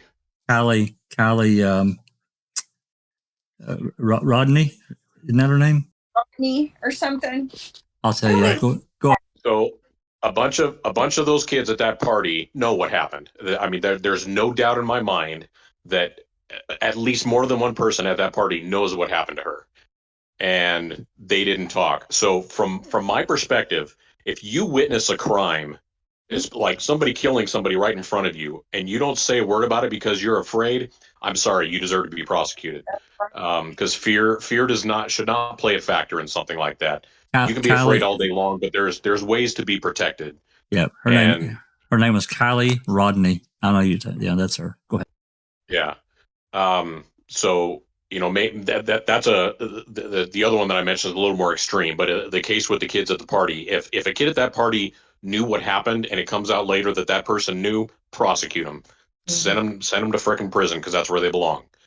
One of my most favorite quotes is, "The only thing it takes for evil to flourish is for good men and women to do nothing." Yep.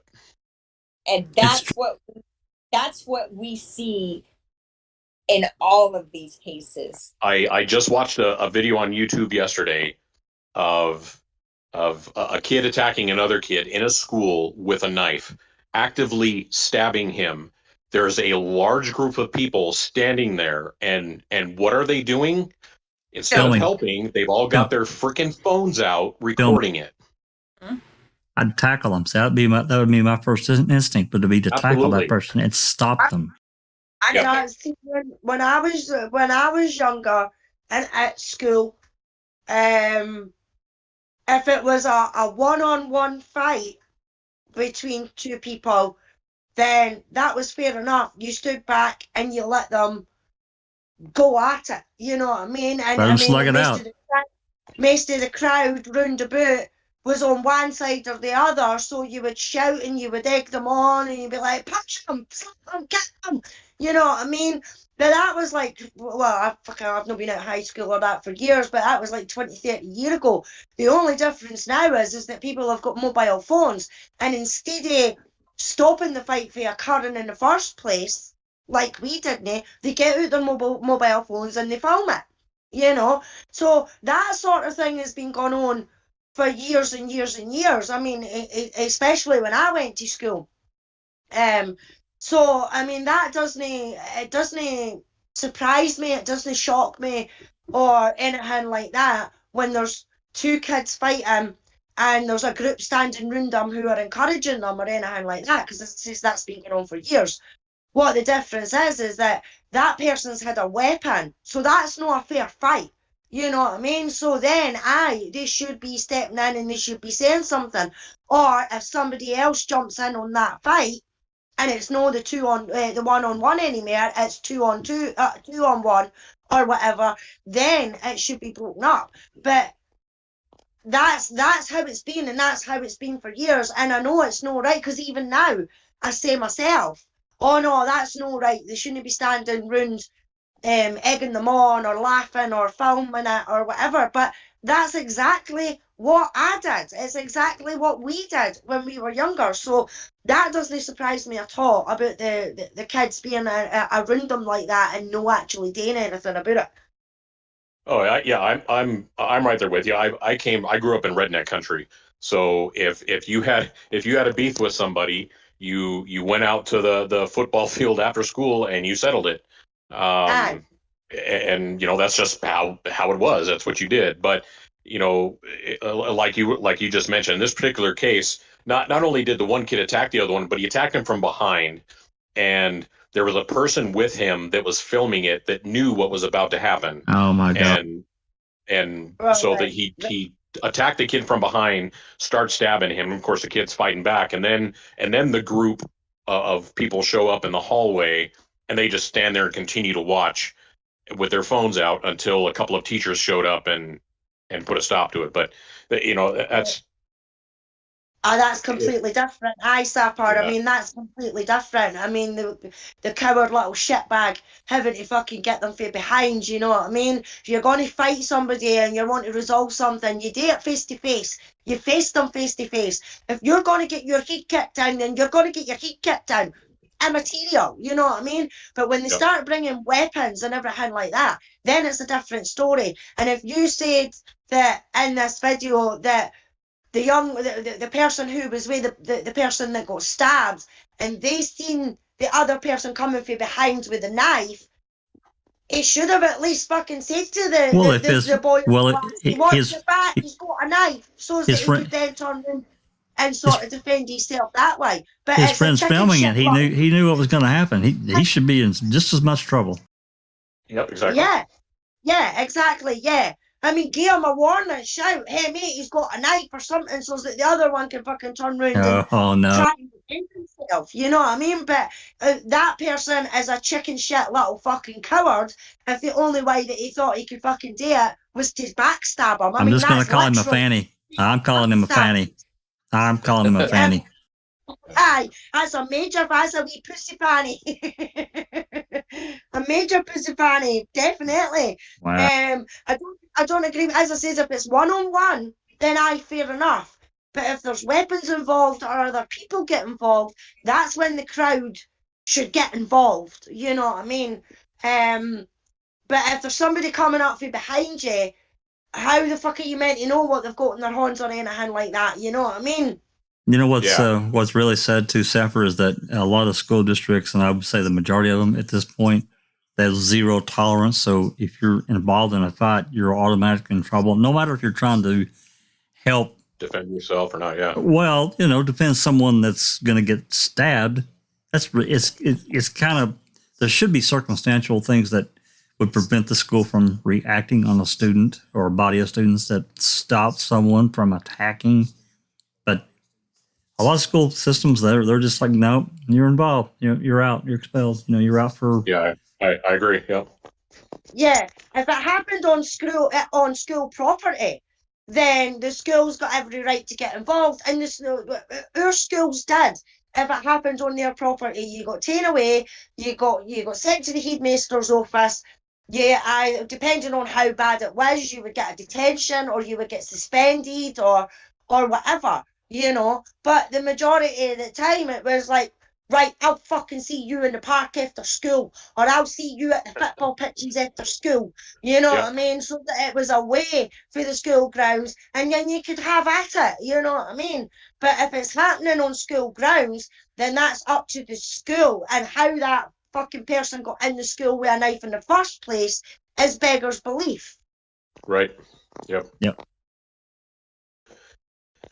I just want to say we are a culture that encourages violence upon others.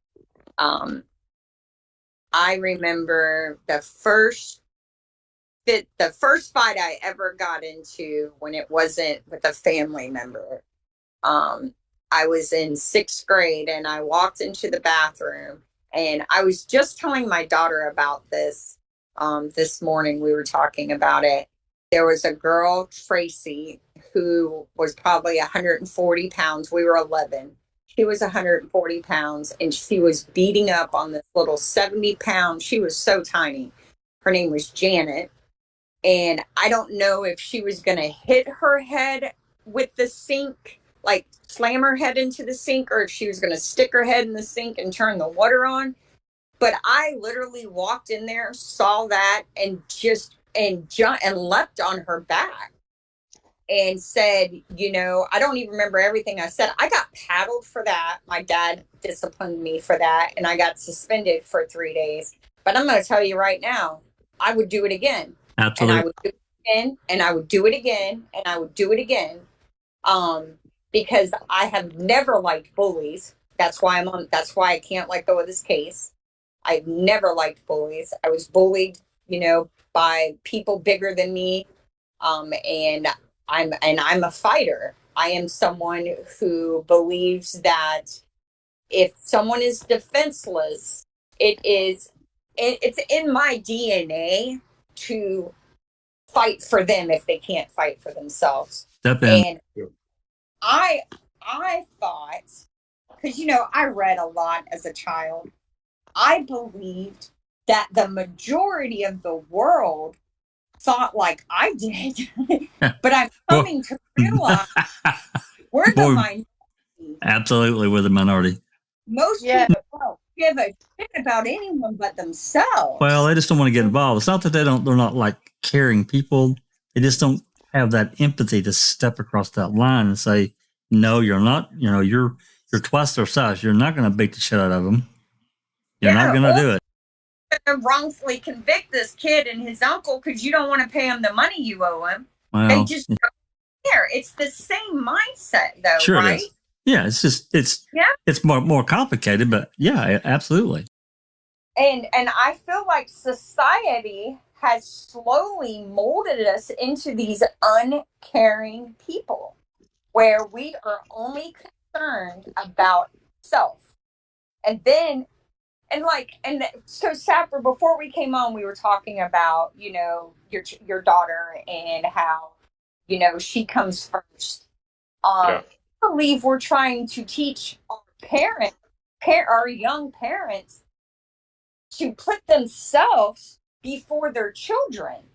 I believe society is kind of streaming that way. You know, it's about me, and then everyone else. But once you become a parent, it don't work that way. You can't to your 6-week-old child, honey, you got to wait till I do my hair and get my coffee, you know, check my social media. When that kid's hungry, you got to get your sleepy, tired, grumpy, ugly-looking face up and take care of them. That's right.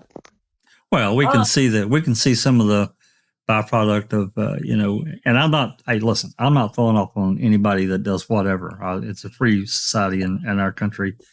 But at the same time, this me, only me kind of thing, I disdain that to the nth degree. I can't tell you how much it turns me completely off. Yes. It does. Yeah, I can't stand it. I just can't. So I've been a bartender and a server for years. As a single parent, even when I had a real job, because my parents used to say that's not a real job.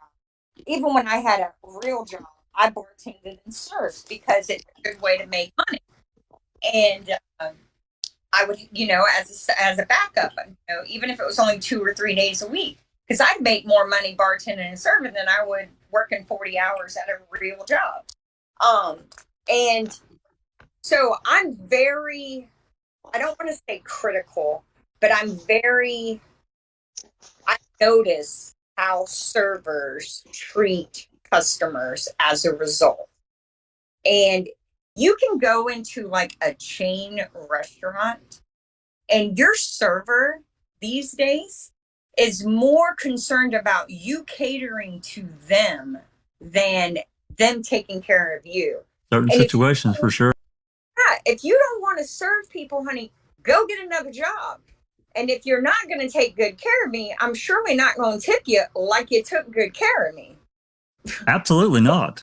Yeah, it's ridiculous. It's self-entitlement these days. It really is. And I feel like I'm sounding like my parents, but I'm okay with that. But it's... Oh, you've turned into your mom. Oh, no. Yeah. That would make her day. Well, maybe not. I mean, I think when it comes to the younger generation, I mean, especially now, a lot of them have that attitude, you know what I mean? It's me. I deserve everything, you know what I mean? It's and stuff like that. I mean, you've got to remember, I mean, because now, I see, you're not even allowed to give your kids a clip round the ear if they've done something wrong. I mean, don't get me wrong. I mean, I wasn't battered when I was younger. If I'd done something wrong and it was serious enough to get a skelt in the arse or a clip round the ear, then I got a skelt in the arse and a clip round the ear. Especially if I was like cheeky to my ma or my dad or my granny or anything like that. It would be a scalp across the back of the head or across the lug or something like that. Fucking show some respect. You know what I mean? Respect your elders and everything like that. But these days, it's all, you know, you're not allowed to hit them, you're not allowed to chastise them, you're not allowed to do this, you're not allowed to do that. Well, I'm sorry, it never done fucking me any harm when I was younger, getting a clip through the ear or a skelt in the arse when I done something wrong. You know what I mean? And I turned out fucking alright. I've never been in trouble with the police. I've never been to jail, fucking anything like that. And I've got a good set of heat on my shooters. You know what I mean? And I think that's what the problem is these days. And I know some people out there will say, oh, but you don't need to hit them to make them do what you want. No, you don't. But there's just some kids that can be that out of control that sometimes gain them a clout across the lug. As a way I said to them, look, you can't get away with doing that. Because if it's not me that's going to slap you one for it, it's whoever you're doing it to is going to turn around and punch you in the mouth and it'll be your own frigging fault. You know what I mean? Spare the rod, spoil the child. I did not discipline my children the way I was disciplined. But whenever there was two things they knew were going to get them an ass whooping. One was something that was going to hurt them, hurt their sibling. There were, you know, I was going to whip them for it because they were going to remember not to be that dumb again. And two was if they tried to hit me, I was going to spank them. And that only happened once, and that was she tried me there. But I want to share this. We're not supposed to discipline children, but yet we have in America, we have elementary school kids getting tased by officers without parents being notified. There's a problem. There's a problem. If you can't discipline your child because it's not good for them, then why is it okay for strangers to come up and shock them? How is that teaching them anything? It just makes no sense. No, see here in the UK, I mean, I've just noticed, I've just replied to Bethany there. She says it's not illegal to spank a child. It is illegal to spank a child here in the UK, Bethany. There is actually a law that if you get caught smacking your child, you're the one that can get done for it. And I'm no kidding. Yeah, it's the same here too. Now, it depends on how it's presented, right? I think that you're allowed to swat your child on the buttock. But if your child gets mad at you and calls and says, my mom hit me, DCF's going to get involved, plain and simple. And if you're the right kid, they're going to take your kid and they're going to sell them. Yeah, it doesn't matter. It doesn't matter whether it's on the arse, the heat, or whatever. You know when your kid's angry with somebody, or you've had a phone call and saying, oh, they've been throwing stones at the buses or whatever, and you're telling them to get in, and they're like, nah, I'm not coming in, and they're being all cheeky and that. And as they go past, you give them a clout in the back of the heat. You fucking little shit, get in, you're grounded for a month. You know what I mean? And you give them a clout. It is illegal here in the UK. If somebody sees you smacking your child, they can phone the police and say, oh, so-and-so has just smacked their child, whether it's on the arse, the leg, the heat, they can do or it. whatever. They can do it here too. They are the ones, you are the one that gets done for it. Yeah, exactly, Anthony. Kids know that to their advantage. That's right. Hey, Yeah. Jeff, I just want to share, I found that roadblock on the dispatch narrative on the night that you were talking about. Did you? On the interactive? Yeah. The log, it says log Q and old Y closed off. So I think I'm right. Old Y is Fisherville. And it's down, if you're looking at ASY, Fisherville, I have a horrible map. I'm afraid y'all are laughing at me for sure. But it's kind of, if Avery ASY is in the center of the map, Old YQ and Fisherville is like a mile and a half, kind of like at 7 o'clock. Between 7 and 8. Does that make sense?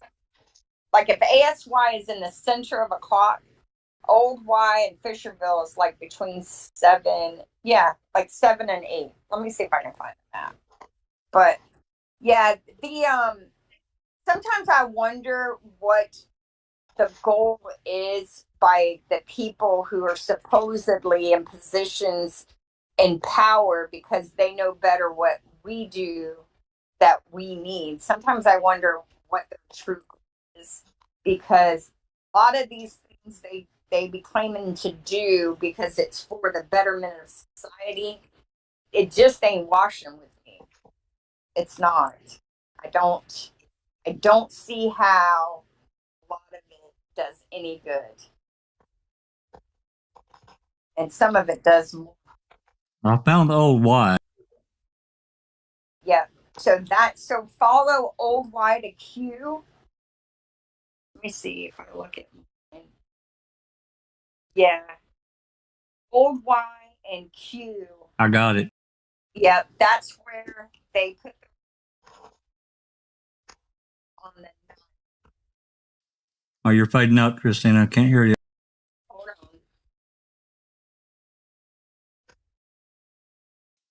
Yeah. It's going to pop back in there. Old Y and Q. This is, My Bluetooth, my AirPod died, so I'm back on my regular phone.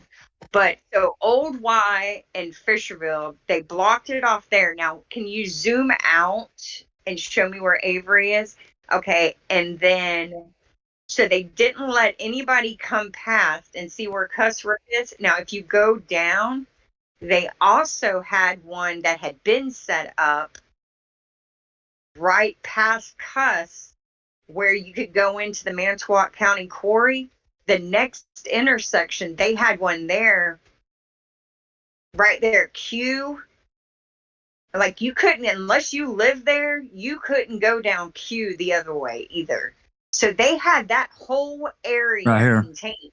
Yep. And Manitowoc County owns most of that right there at Fisherville. So see, they had that whole area. That would have allowed them to run Q straight through from the north all the way down, go through Cuss, and then towed it over.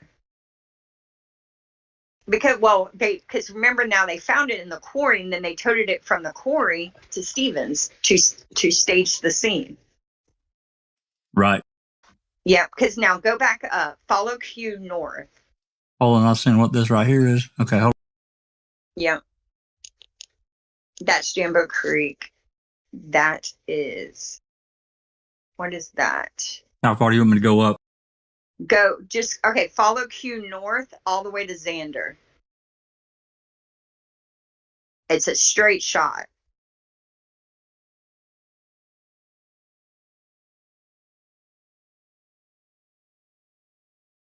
There's Cuss. Yep, there's main That's road. That's 147. That's Avery Road. That's how you get to the Avery property if you were to go right. Now keep going north. Yep. Let me zoom out a little bit. Make it. All right. Wow, yours did such an amazing job on this. And then this is they're passing Twin Bridge Road here. Mm-hmm. That's Gibson. That's the town of Gibson. You'll hear them talk about that. It's just basically, it's like a hole in the wall town. And then keep going north. And here we are. And that's Lake. And I'm probably delayed. There's Xander. So they run Xander straight down. And they have a straight shot. And there's nothing on there. You know what I mean? Like there's very little farmland and forest. Yep. So let's say off the books, they shut the traffic down north to south from Xander, right? They would have had very little traffic to deal with. Nobody would have noticed anything if they'd have toted it. Well, that's farmland. There's probably very little traffic on this rural area anyway, depending on the time of day. Mm-hmm. And on the 6th, they had that roadblock set up. So they probably ran it all hypothetically. If let's say Teresa was killed at 3302 or in that area. Let's say she was. It was an empty house. The owners knew, or I'm sorry, the people who owned it, those in the know would have known that these people were out of the state living. That house had been abandoned since August. So by this time, we're talking almost 3 months. Martinez and Schindler knew that it was vacant because they hung out in that area. And here's some other little interesting asides. So the number listed as the real estate agent's number, I tried to backtrack to confirm what real estate agency had that phone number in 2005. When you put that phone number into Google, it's been several different real estate agencies' phone number over the years. So I don't know if it's common for businesses to try and keep a number that has been in service for a long time to keep old-time customers. Probably in that situation, Okay. it's very possible. Yeah. And Tom Kasurik was a real estate agent for many, many years. So I would be safe to say that I'm sure he still talked with real estate agents in that area about what houses were available, what houses were on the market, yada, yada, yada. So, and I just find it interesting that an officer is going to do a detailed report in a missing woman, possible murder investigation, and not get the last name of the real estate agent. I'd like to know spoke with. That call I played and still don't know. There's no information. There's none available either. Apparently, this last call that I played, where they went to Y and Q to block, or Fisherville to block it off. What were they doing? What was going on? Then there's no report. No, there's no narrative about it. None at all. Also, I find it interesting that a attempted murder garners 68 pages of reports. Even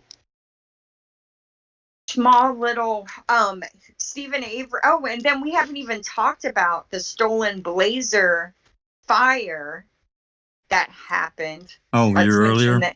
Yeah. So on September 21st, 2004, which was 3 weeks before Stephen Avery filed his civil suit, Barb Yonda's Blazer that Stephen Avery would drive on occasion was stolen, taken to, of all places, Xander Road. Yep, set on fire. Sure was.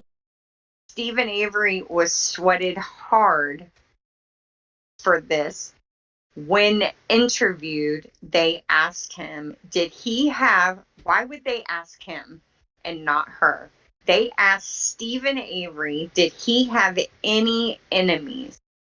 And they reported that he said, I have no enemies.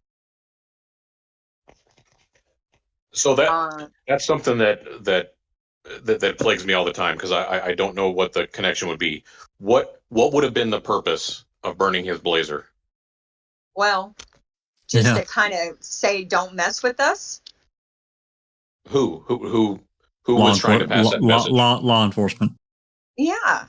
Like, even if, let's say they had someone else steal it and then they came and sweated him. We only have their version of events. For all we know, they took Stephen Avery in and said, look, you're going to be set on fire if you go forward with this lawsuit.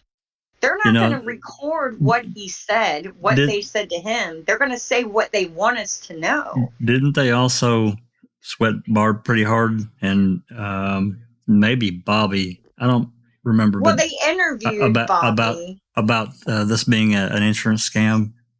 Well, they interviewed Bobby. They interviewed Barb.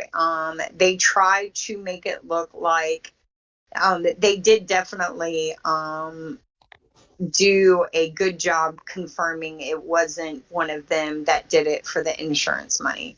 But it's a 14-page report, and they only wrote 16 pages, I think, in the entire Teresa Halbach investigation regarding their activities. Actually, I actually think they wrote more. What we got was a summary of these various officers. We don't have their actual full reports. Never have. No, and that too is BS. Why don't we have them? Why can't we have them? Why don't they supply them? So Stephen wasn't scared of these people. He was worried that they were setting him up, but he wasn't scared of them. So if anybody in law enforcement had approached him and passed any kind of message that would imply that he was in danger or that they would do something to him, Stephen would have yelled that from the mountaintops. He would not have held back. I don't know, Sapper. You got to remember. Well, remember, he went on live television and said, Manitowoc is setting me up. So that tells me he's got no fear of these guys. Well, right. Well, he has no fear, but he also doesn't have a great memory. One, he was also in the middle of fight or flight, right? So his recall isn't the best. When interviewed for this, you know what? Another thing, when I reread the Stolen Blazer report, they were asking him questions, and I said, you know what? He's showing them, and everything he's saying, he's showing them. He doesn't remember what he does from one day to the next. Christina, it's going to be so easy to set him up. Do you recall looking at that report if there's anything about an audio? On the Blazer fire? Mm-hmm. I don't remember there being one, but I think I still have it open somewhere. It's been too long since I've even looked at that report. Yeah, actually, I think I have it saved on my drive. Let me see. But yeah, when I was reading it, I was just like, wow, he is just showing them. Here it is. Yeah, I got it. Here. I'll manage and anyone with link. I'll share it again. So to me, based on the roadblocks that we see on the map here, where they're currently set up, where you show them, to me, it would be more realistic that those roadblocks were used to move the bones from the quarry to the salvage yard. I don't know that Xander Road would play a role in this. Well, I think that's what those were used for there. 6th. That roadblock was on the 6th. The roadblock for Xander Road was the day after the staging of the for sale sign. And then the 7th is when they started finding items the first time, right? So I think that they moved it from Xander, and they were thinking about using Cuss Road for a while, but something didn't work out there either. And I think there would have been too many. It would have been too difficult to pin just Stephen to Cuss Road. It had to be at Stephen's house, because that limits access to his house, right? If you have once you would expand, beyond the property, then you start getting into complications. So, yeah, I think me personally, I think Cuss Road is where everything happened. I think whatever was found, whatever was used, began at Cuss Road, and that's why they have gone to great pains to say nothing to see here. Look away, nothing here. Just a peat moss bag. There's so much activity. I put it. Way too much activity. See if that opens. That should be it. Not just the activity itself, but who was involved in the activity. That tells you a lot too. I also find it interesting that the names mentioned, and you know who else was involved in the Stolen Blazer fire? What officer was involved that I found interesting was Cummings. Oh, well, he's been there a long time, so it's not shocking. No. But you don't really, sorry, I had to blow my nose. You don't really hear much about him in either, and you know, before he took over Jerkoff's position, Lying Larry Lavina's position, but he's been around for a long time. Long time. Yeah. Yeah. So I think I sent you a link. I put it in CTE text. So the report was open on September 21st of 2004, and it was closed on, let's see, keep going. The last entry was 11/9 of 2004, and Bushman closed it. He said he met with so a month and a half later, basically. And that's when they released the car to the insurance company. Yeah, that was his entry into it. And see. Here's what it says about Barb. So Weicker, who we don't hear about in the Avery case, says, I questioned Barb. So they have all these officers, and yet they don't really, and you know, I just thought about this. Sorry. When was Stephen arrested for the DV on Jody? Does anybody know? It was, I don't remember the date, month or day, but it was earlier in 2005. Oh yeah, I think you're right. I think it was like March. So this was September of 2004. It says, I questioned Barb about the location of all family members at the approximate time the fire occurred. Barb stated Stephen and Jody never left their residence after returning home at 6. She stated a juvenile, so probably Blaine maybe, or Brian, I think that's an N, left the residence sometime during the evening to meet his girlfriend. She stated another one returned home with his girlfriend prior to the time that the officer arrived, around 22:30. She could not recall whether Bobby was home at the time of the incident, and that Tom did go to Fleet Farm for a few hours, but returned home prior to the time that she called the police. She said Thomas was hunting at this time. Oh, during the interview. So, yeah. And then, so she recalls, this is Barb's recall of the events on the 21st, the day it disappeared. She stated she and her husband Tom and Brian left for work at 5:30. None of them noticed that whether the Blazer was there or not.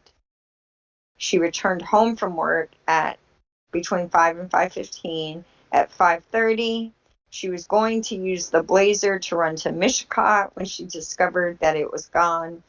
She assumed Stephen had it. She then noticed that Stephen's Cadillac was also missing.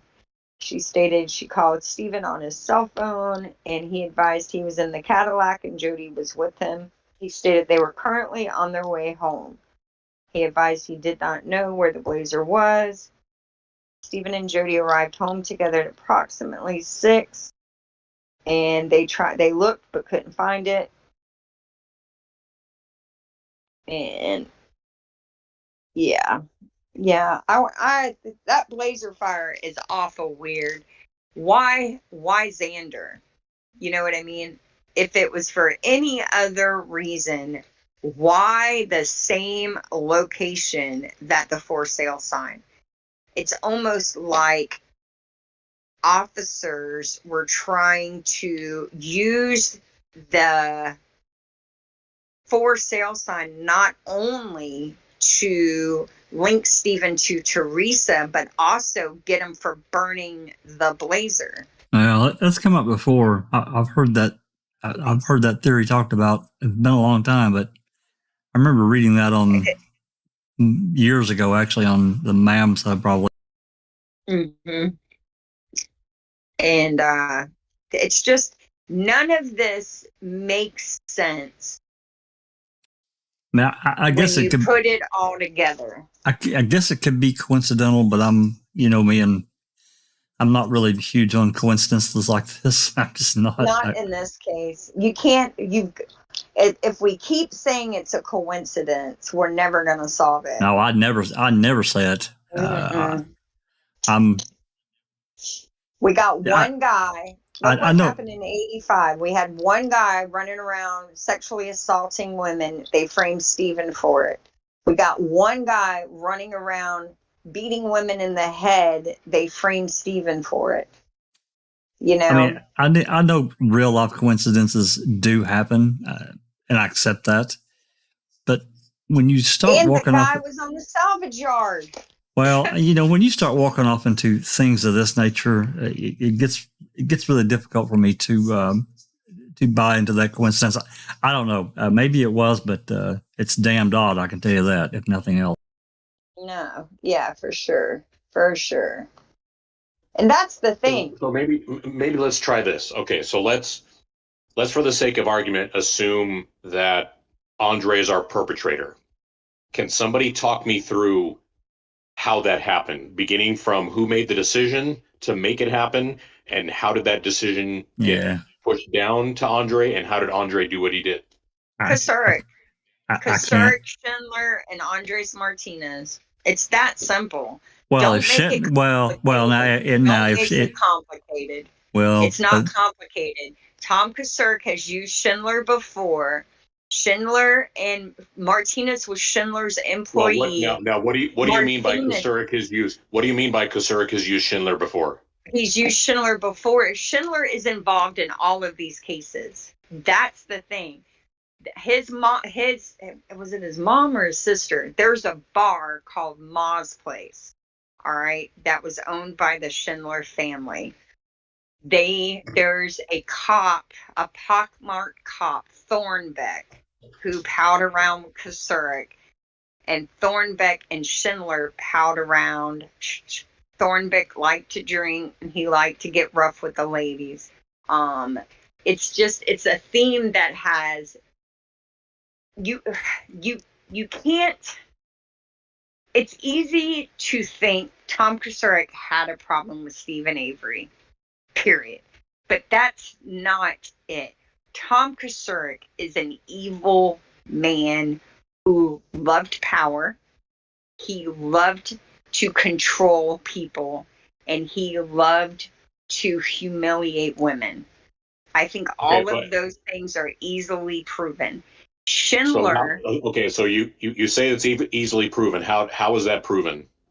What do we use? What do we use to prove that? Yeah. Well. Okay, let me rephrase that. It's easily proven on paper, maybe not so much in a court of law. You just look at his history. You look at the events that he is attached to throughout Manitowoc's history. The fact that the same dirtbags, their words, not mine, are involved but never charged. And yet these guys, these really bad guys, while in Manitowoc County, are doing very horrific things and getting slaps on the wrist, but yet guys Kucerik clearly has disdain for are getting the book thrown at them. So Kucerik uses the law to play his sick games. He is in the Big Brothers, Big Sisters. He's like a big guy over there. That's right next to the courthouse. So when these kids come out of court after their parents go to prison or go to jail, they see Big Brothers, Big Sisters. They go into there, and Kucerik has, future cops or future snitches. He molds them into who he wants them to be. And I know it sounds crazy. But I've lived that life. I've lived around nasty, dirty cops. I've lived around nasty, dirty men. I've seen what power does to small-minded, cruel people. I know how people get their kicks and their rocks off by humiliating, manipulating, and controlling others. I know we don't want to think society is like that, but it is. And Tom Kasurk is a very dangerous man. Dennis Vogel is too, but he's lazy. Tom Kasurk likes to play games. He enjoys it. Well, Vogel got out. He got out. I think you know what I think? I think Vogel's wife wears the pants in that family, and she says, if I get you out of this, you better keep your nose clean, because she's the one with all the money. Well, she had the bigger pants. So here's my thing. I have absolutely no problem at all believing Kasurk is corrupt. I have no problem at all thinking that Kasurk would possibly turn a blind eye to criminal activity, but may not necessarily have committed it himself. But if I'm somebody on the outside coming to you saying, I've heard that this person can be bad, or I'm here to look into this guy. What do you have to prove that to me, basically? And that's what I'm trying to get at. I don't think there's a way. There's not a way in the world. I think the only person who's going to be interested in exposing Kasurk for who he is someone who has exposed others like him. It's not going to be somebody who's on the fringes. It's going to be somebody who knows how dirty society is. So when they come to us and we present them with what we know, and we're still waiting on case files, right? We still have the Roller case files. Those are the two brothers he framed for that woman's murder that they didn't commit. And there's a couple of other cases that I also want to get that Kasurk was a part of. Once you present them with all of this evidence, they'll see it for what it is, and then they have the ability to go and talk to the people on the ground, because what I know and what they know is going to be two different things. Like, even the guy that nobody really likes that took Kathleen Zoner around, what's his name? Jim Tyrell. The stories Jim Tyrell tells on his YouTube videos, that's not the worst of it. That's what everybody else is talking about. What you need is the real dirt, the dirt that will get him killed if he says it on YouTube. I've never listened to this. I've never listened to this guy. Courtney, and Steven's cousin Kim DeCott did a video. Oh, okay. Yeah, they did a couple of them. One of them's like 2 hours, 40 minutes long. It's where he tells the Kathleen Zoner joke, where she came to his house and she had on them tight pants, and he said, you've been, what did he say? You've been on the roof lately? And she's like, on the roof? And he's like, yeah, you had to be on the roof to jump into them pants. Oh, boy. That's so funny. Yeah, she smacked him for it. He's the one that said when Kathleen Zoner comes to Manitowoc, she has an armed driver and 2 armed bodyguards in cars. Like, she travels in a convoy. She doesn't do that in the mean streets of Chicago, but she does that in Manitowoc. Now, why would you be doing that unless you know you are not safe in this well-protected sheriff's town, right? You wouldn't do that if you trusted the police. You just wouldn't. That's a lot of money. Yeah. And I don't think he's not going to make something like that up. That's just not something you make up.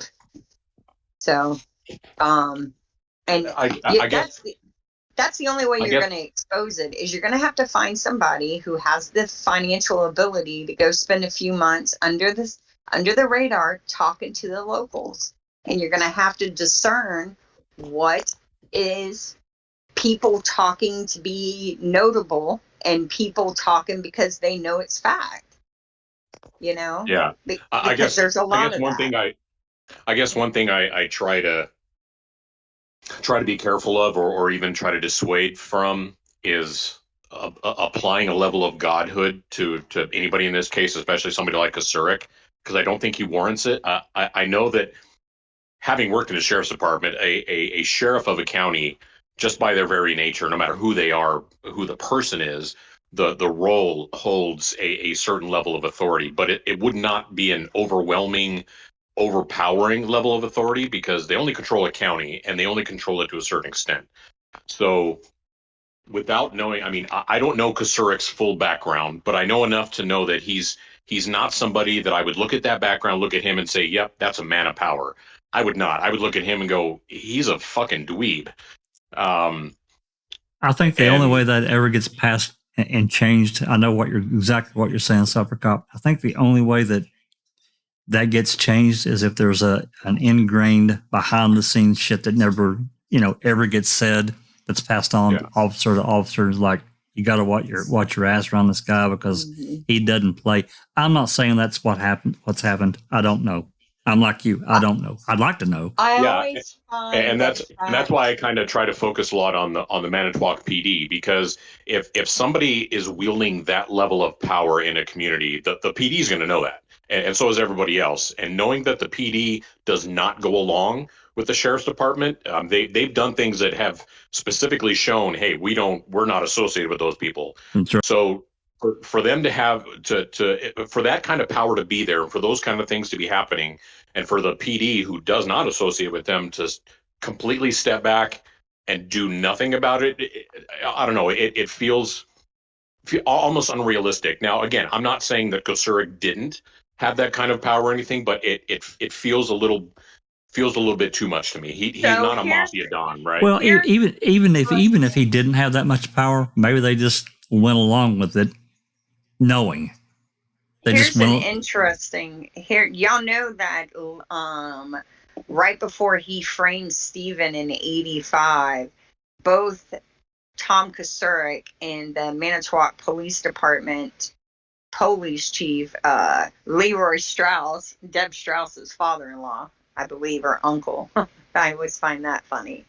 Were both named in a civil suit where Manitowoc Police and Manitowoc Sheriff's Department officers raided this house, shot it up, shot the dog in front of some kids, and supposedly it was because it was a drug house, but there was no drugs. Do we have that case file? We don't have that case file. We have the newspaper report on it. Yeah, where they filed the lawsuit. We should try to get that. Yeah. That and so I know that they appear to be separate, but just think about the fact that Manitowoc police knew it was Gregory Allen that raped Penny Burnson, and they went along with Stephen Avery going down for it.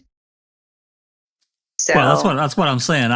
Again, I don't know that they necessarily agreed with what was going on, but they knew about it and just let it happen. That's right. And if you're actually worried about the women in your community and you want to get rid of Stephen Avery, then you next get rid of Gregory Allen. You set him up. But they didn't do that. Well, they didn't have to. He's such a monster. They knew that he would fuck up. They had to know because he kept doing it. And he's kept escalating. But so you let him remain free to harm the women in your community? I don't agree with you. I don't agree with it, but that's how you know they're all corrupt. They all got skeletons. Because I'm going to tell you right now, let's say Stephen Avery really was a dirtbag who needed to be set up for a crime to get off the streets. That's all fine and well. But then you set up Gregory Allen because he's as big, if not bigger, dirtbag who just assaulted my neighbor, the woman I sit in the church pew with. He's 100 times worse than, Avery's no saint. He's got problems, but man, Gregory Allen's dude. He was just a young punk. Well, he's an asshole. He could just be an asshole. Just an asshole. And that's not illegal. Let's be clear here. Let me spend 30 years in prison for crimes I didn't commit. I'm probably going to be an asshole too. Well, I agree. I'm not disagreeing. When he was arrested in '85, he was a young punk who was immature and was tired of Sandra Morris, running her mouth about shit she shouldn't have been running her mouth about, and he didn't think. Totally agree. He had no intentions on killing her. He was not going to do anything to her but get her to stop lying on him. He just handled it the wrong way. Yes, right. That's right. I know a dozen Stephen Averys in my life. I got a 4-year-old Stephen Avery I'm watching right now because he can't mind in daycare. You know what I mean? He got bounced out of daycare or a VPK at the age of 4. So he's hanging out with me now. He done took one of my tomatoes off my plant, picked 2 of my red peppers. I should have let him eat them. That would have taught him a lesson, but I'm not that mean. But you know what I mean? Lucky he wasn't raised around my grandma, because she would have. I was mad. I was.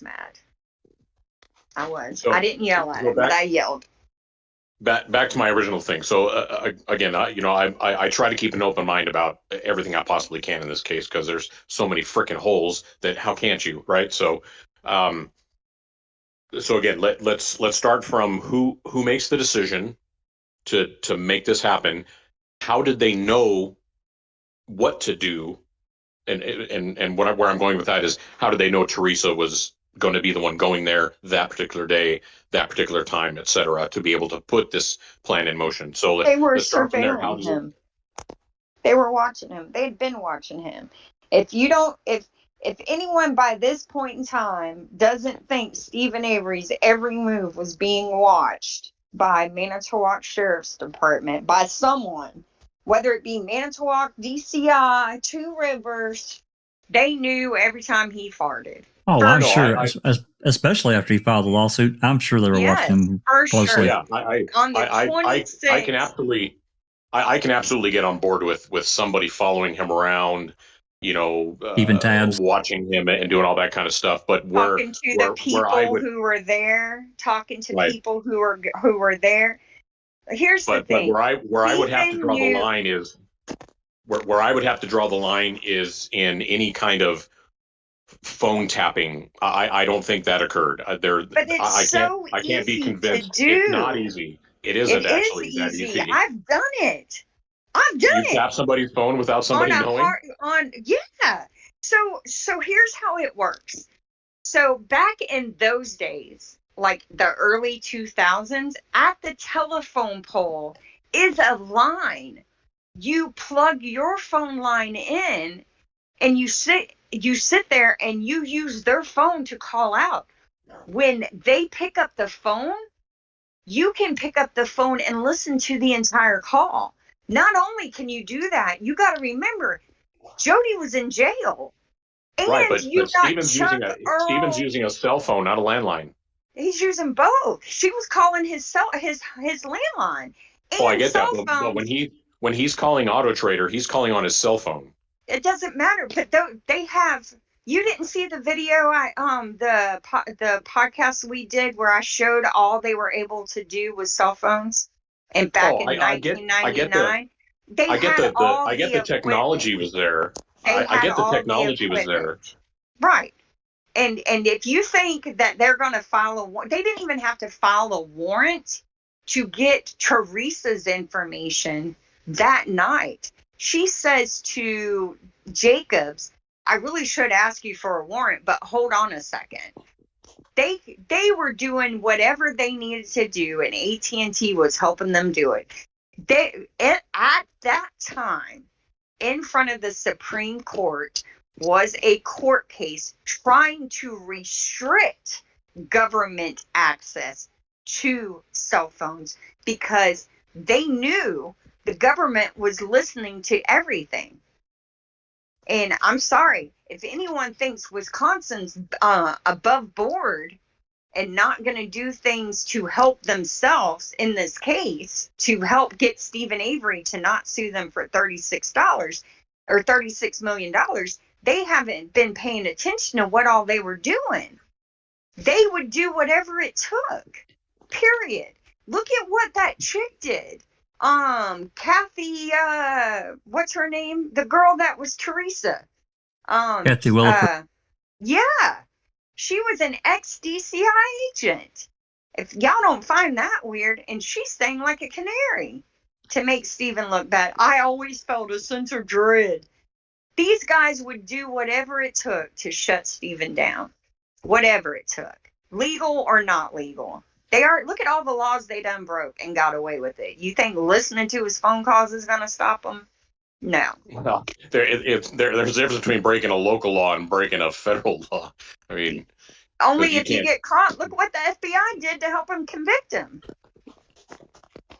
I mean, they brought back a test they hadn't used since O.J. Simpson, a garbage test. Got up on the stand, swore that it was 100% certainty it was Teresa, or it was Stephen.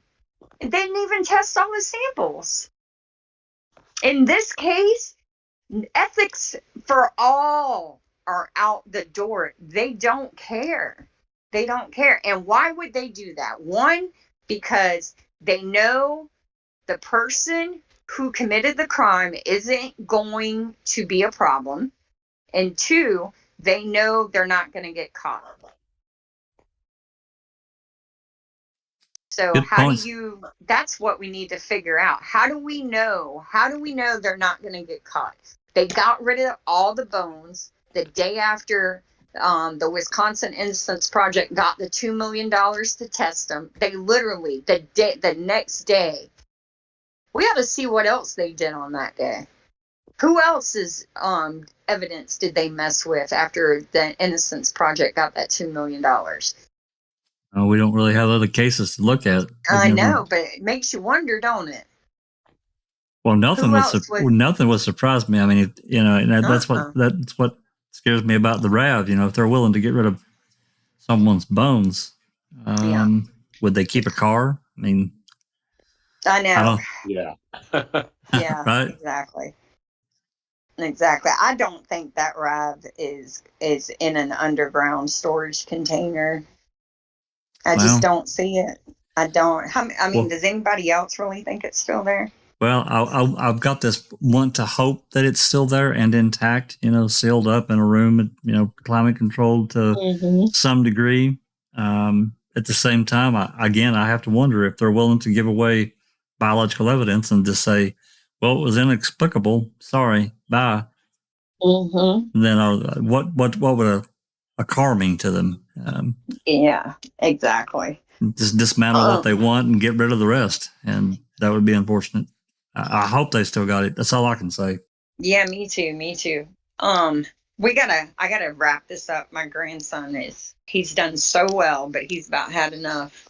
We're being quiet. We've been at it almost 3 hours, so. Okay. You've done really good, RJ. I'm proud of you. I've enjoyed this. I like sparring with you, Sapper. I'm not trying to spar. I'm just trying to. I know. It's point counterpoint. That's what we need. Just a good conversation. Go back and forth. Yep, iron sharpens iron. That's Absolutely. What they say. Absolutely. Yep. No. And I think they're all good points, and we have to consider them all. We have to. It's the only way we're gonna. If we are gonna be the ones, if this case gets solved, and if we're gonna be the ones to solve it, it's not gonna be by stroking each other's point. It's gonna be by arguing and figuring out all the holes. That tends to push us in another direction to seek and find. Yep. Definitely. Yeah, because at the end of the day, not only do I want to see the boys get out, I want to see the people involved in this get hammered.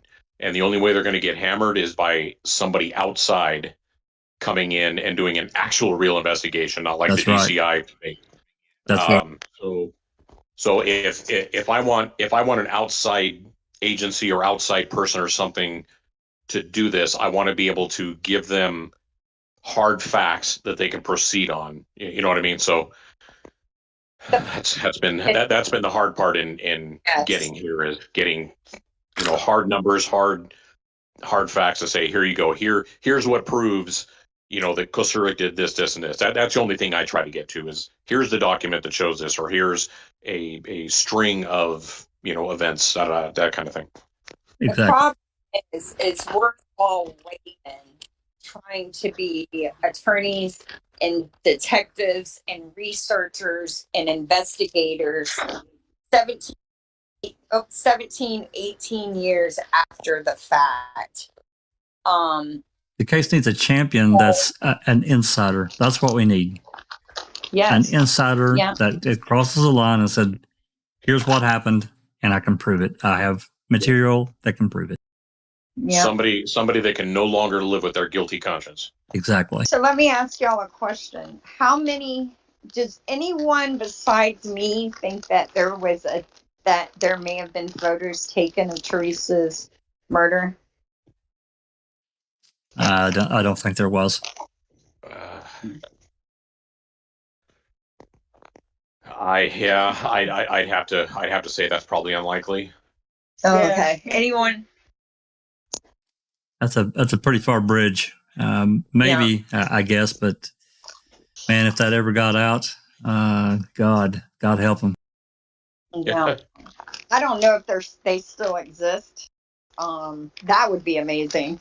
But I'm like 95% confident that her assault and murder was documented, and the intent was going to be to use a couple of those photos as a proof that Stephen Avery was the committer of the crime, because why else would he have those photos? And once again, cooler, more intellectual head said this will never fly. Right. But possible. Yeah, I don't. All I have, Tim Tedious is the one that put that thought nugget in my brain.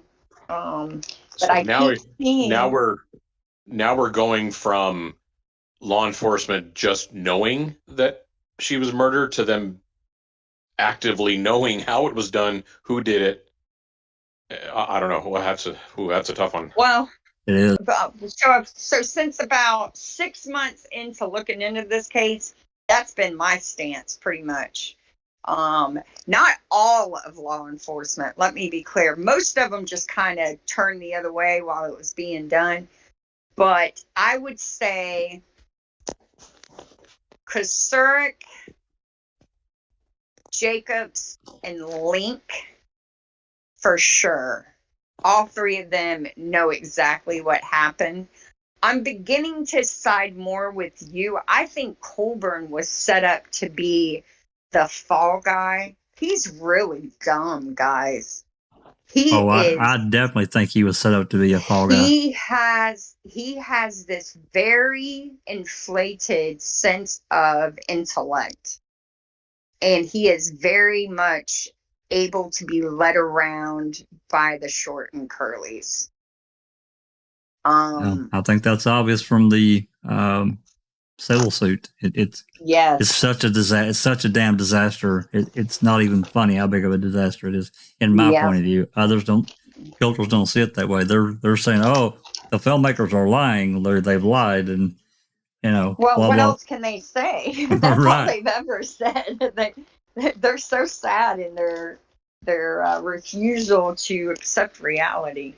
Well, now, what's going to be interesting is to see what the judge does, because the lawsuit continuing is an avenue for Stephen and Brendan to be freed. Because then you get Colburn in court. You get I can't see it. Possibly. Yeah, I know. I don't either. I don't think. They already had him in a 11 or 12 hour deposition. I don't think you're going to get any more of him out of in court than you would have in a deposition. The deposition is where you would have really nailed his ass to the wall. And I think that's how they came up so much in summary judgment. So much against. I just don't say I can survive summary judgment. I just don't. Nope, I don't either. See, I have a different. Stuck at this, and it's fucking looking at it again. So she's going to find. Oh no, it's no stuck at this. It's down the fucking. Oh, shut up, Alice. I mean, we like to think that he's not going to pass summary judgment, but you know what the fucking Wisconsin, because it's happening in Wisconsin, isn't it? Federal. Yeah, it's federal. It's a federal judge from eastern Wisconsin, yes. So, I mean, I know we don't like to tar everybody with the same brush, and that Judge Ludwig has been not too bad, for what I've gathered. But you know that they're just going to come out with something. You know, I mean, who was it that filed before? The ones that we've just went over, was that Andy's response to Moira and everything like that? The ones that we just read the other night. Well, it was Brenda Schuler's response, right, in support of the documents being, except the one she doesn't want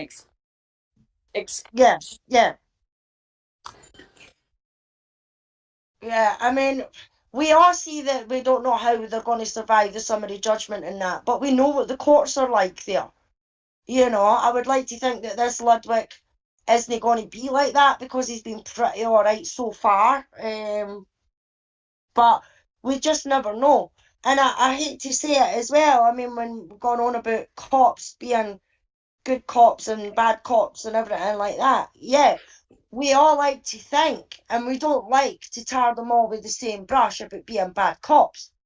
But in my opinion, the good cops that keep their mouth shut about the bad cops and their fucking shenanigans and everything like that are just as bad as the good cops.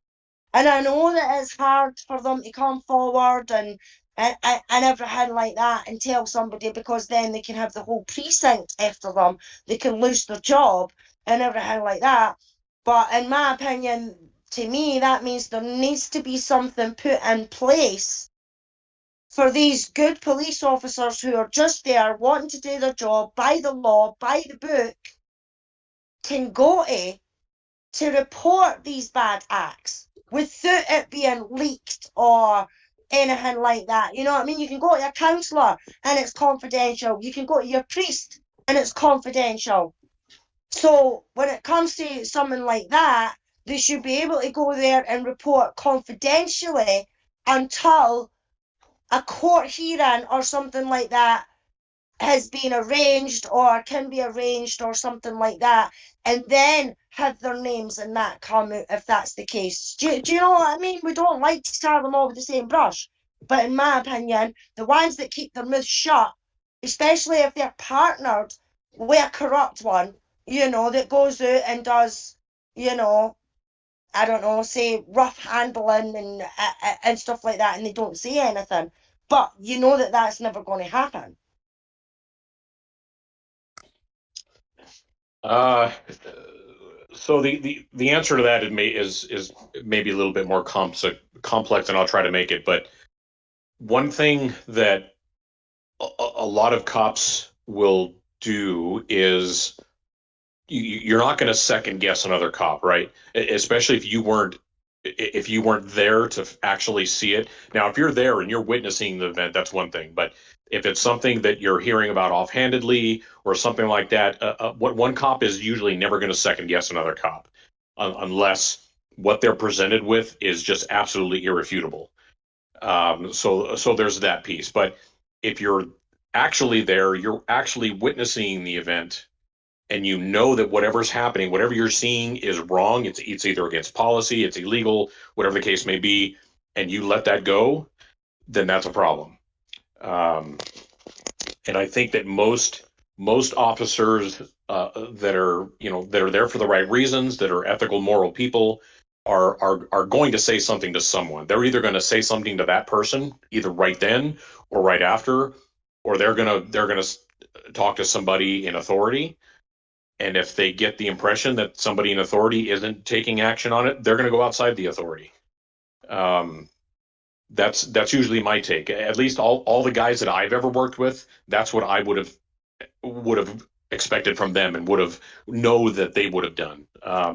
Now, does that apply across the board in every agency? I don't know. That's hard to speak to.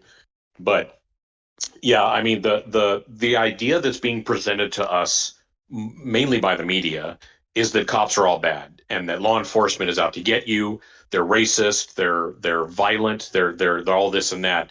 And the sad thing is all the cases that they want to put on the news, in the printed media, on social media, comprise maybe 5%, if not less, of all the cases across the U.S. And it's sad that they take that small percentage and blow it up into, oh, this is a pandemic effect, among all of law enforcement. It's horrific, and I hate it. And it's wrong, and it needs to stop. I mean, that's fair enough. But I mean, if you're an outside, I mean, like you see them complaining because they're on video. You know what I mean? When they're battering fuck out of somebody on the side of the road. You know what I mean? And then they try and deny it and say that the person was out of control, resisting arrest. I mean, that's it. They fall back on, but he was resisting arrest. Well, that's what he's talking about. There's only the bad element only gets showed. We don't see the other, 90% of regular people, cops, firemen, whatever, EMTs going and doing their job, saving lives, and doing the right thing day in and day out. That's what he's saying. And not only that, but there's too many cases where what the media presents us has been edited. We only see the pieces they want us to see because they're trying to elicit a specific reaction or a specific feeling. And then later on, we end up getting the whole thing. And a lot of times it ends up being a completely different story than what the media was telling us. So that's the other problem. Yeah, I mean, I think that, everyone recognizes reforms need to be made, and certainly in certain departments. There's no doubt it has to be done. And I think we accept that, and it's for a good thing. At the same time... Even cops would accept that, yeah. Yeah, but this media-driven thing, look what they did in the Avery case. Oh, my God. It was horrible. It's the same effect. And I get what you're saying, Alice. I do. I see it, too. Saffer sees it.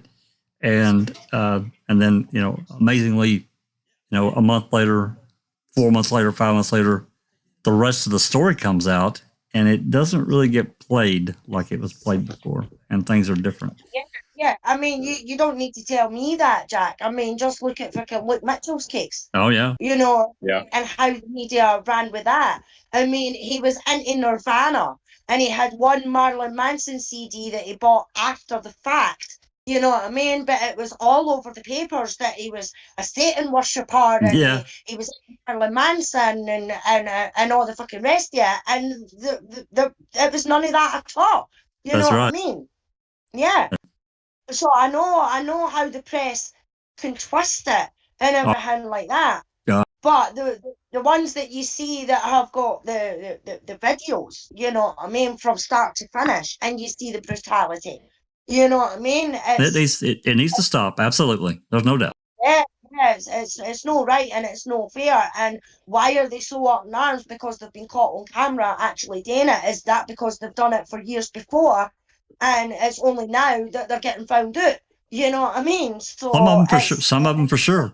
Absolutely. The problem, in my opinion, is that the press, the mainstream press, has been compromised and has become a tool for people to use to push their narrative. So if they want to push cops are assholes, they use the press. If they want to push, we need to be in fear of dangerous criminals like fill in the blank, they push that. They're not reporting facts. They are just a tool for the side that has control of the argument to create a story, to create an event. But yet we have been trained to believe what's on our screen is factual, that newspapers and news channels are reporting facts. And that's not what it's like anymore. No, I don't know. That all changed in that shit changed in the late 80s and early 90s. It all changed. Yeah, if it's on the internet, it must be true. That's right. And it took me a while to figure it out, but the first probably 15, 20, if you type a question into Google, the first 15 or 20 responses are going to be paid to be there. They are not even, you can't trust Google. You can't trust anything unless So 2 to You 3 can't trust Google for a number of reasons, but yeah. That's right. 2 to 3 witnesses, and they have to be consistent. Like, you can't say, well, yeah, I saw him do it. Yeah, I saw him do it. You have to take time, make effort, and seek the truth. Well, you need isolated witnesses, not 3 witnesses that were together. You need isolated witnesses that were not together. And not just, and the 3 witnesses can't be 3 people. It could be a witness. It could be evidence. A camera. That's right. The camera, the person, and then the fact that, some kind of forensic thing. Even better. And all of that is lacking in these cases where there has been controversy around them in Manitowoc County. Now, one thing I want to mention, when it comes to officers telling on other officers, I believe the former Wisconsin DCI agent's name was Mark Wagner, but I might be wrong. In 2011, and a DCI agent went to his superior, or went to someone over his superior, because his superior, who had a weapons modification shop on his property, was illegally modifying semi-automatic to automatic weapons that were not registered. Now, if they're saying they were not registered, it leads me to believe they were probably guns seized and never turned in, that officers were then keeping and register and then having them converted. When he told on his superior, nothing happened to his superior, but he was fired.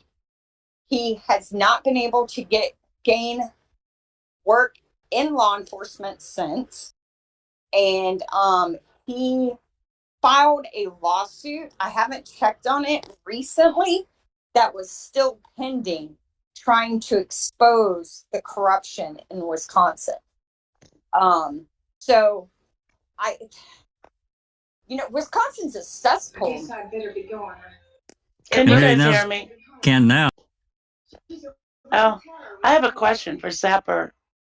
In the 85 case, the city cops, some of them, a lot of people knew that it was not Stephen, and that most likely it was Gregory Allen. And they even went to Kazurek, said something.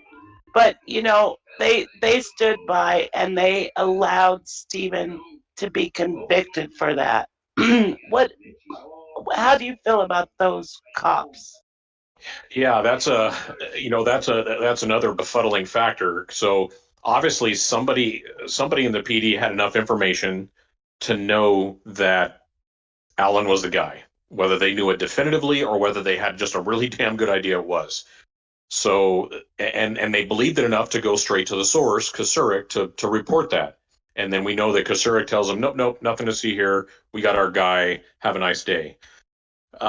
So if you're just a Joe City cop, you're not a lieutenant, or you're not somebody up on the food chain, and you have the sheriff who, maybe you have no reason to believe that he would lie or brush you off, tells you that we've got the guy, I guess you take that for gospel, because why wouldn't you? It would come down to, whether that officer had any feeling or knowledge that maybe Kazurek wasn't always tip top or always, on the right side of the tracks. I don't know. But that would be my only conjecture, is they had full faith in some reason that what they were being told was the truth, and they let it go with that. Willing to accept it. Yeah. I don't want to think that there's anything nefarious there. Again, without knowing who these cops were and what their kind of record was and all of that, I really couldn't speak beyond that. But that troubles me when somebody had enough information, had enough wherewithal to say, this doesn't work, let me take it to this guy, and then they still go a different direction than the information you have shows, and that's where you leave it, that's still a problem to me. I would still want to go back to whoever those officers were and go, why did you leave it there? Why didn't you do anything else? They convicted this guy, but you had information that said it was somebody else. Why didn't you push it? And let's not forget, Right. Gregory Allen had assaulted a woman a half a mile from where he assaulted Penny Bernstein, Right. like a year prior. He had, they were surveilling him that day. That day it got called off, but he was under surveillance because they knew he was ratcheting up his crimes. So how do you convince the police department? Because they knew it was Allen. Everybody knew it was Allen. How do you convince them to not go ahead and get Allen off the streets? That's what bothers me the most. I mean, can tell them the story. You know, that's juicy shit. Turn it on its head. Yeah, how do you allow Gregory Allen to remain free after seeing what he did to Penny Bernstein? They had to stitch her eyes. That's how bad he beat this woman. He beat the tar. I mean, I don't know if y'all been around violence, but these are wounds that take months to heal from. You're not healing from. Take it from someone who's had brain surgery from being assaulted. You carried those bruises for a couple of months. All right. Your eyes are black you look like you got your ass beat for a couple of months. And how do you allow someone to remain free to do that to someone else? I just forget just the physical injuries. Those will heal. The mental and emotional part of that will never ever go away. All of it. That's right. And then they had her go and tell her story of what was done to her to other sexual offenders. Like, who in their right mind thinks that's healing? I don't know. Maybe for her it was. I don't know how they ever convinced her to even do that. Like, I'll never understand. Could you imagine a woman who has been sexually assaulted sitting in a room with men who have sexually assaulted women? Nope. Could you imagine if Gregory Allen would have been in that room? Oh my God. Yeah. Like, I'm curious to see where all she went. Did she ever talk to Gregory Allen? Did he sit in that room with her? Like, this is sick, sadistic shit, y'all. I would hope not. I mean, but it wouldn't surprise me if they didn't set it up so he did. It's that, I mean, I just don't get Wisconsin at all. You don't let Gregory Allen remain free. You don't. If you're a good cop and who made a mistake, if you're a good cop who made a mistake, you put Gregory Allen in prison because you're worried about the women he's got and children. Let's not forget the children, because he liked them young. He did. That's what bugs me. That's what bugs me about this case. That's how I know Tom Kasurik's an evil man. That right there. And when I found out that Penny was his neighbor on top of it, and he even brought in, he goes in her house, he comforts her, and he brings a recorder, like to record the calls. He wants her to stay on the phone so the man can continue talking to her so she can record the calls. I haven't heard that, Christina. What? That they tried to record Gregory Allen? It's a police report. Yeah. Yeah. I'll find the I think it's in a report. Yeah. But was that city police or county? Tom Kasurik brought the recorder. Because remember, he told her, we got the right guy. I'll find it. But that's demonic type. Like, that's feeding on another's misery, guys. Y'all know that, right? You're getting off on her being abused. And that's sadistic. That's who the sheriff was for how many years? Over 20 years. That's the kind of policing they've had for 20 years. That kind of man in charge. So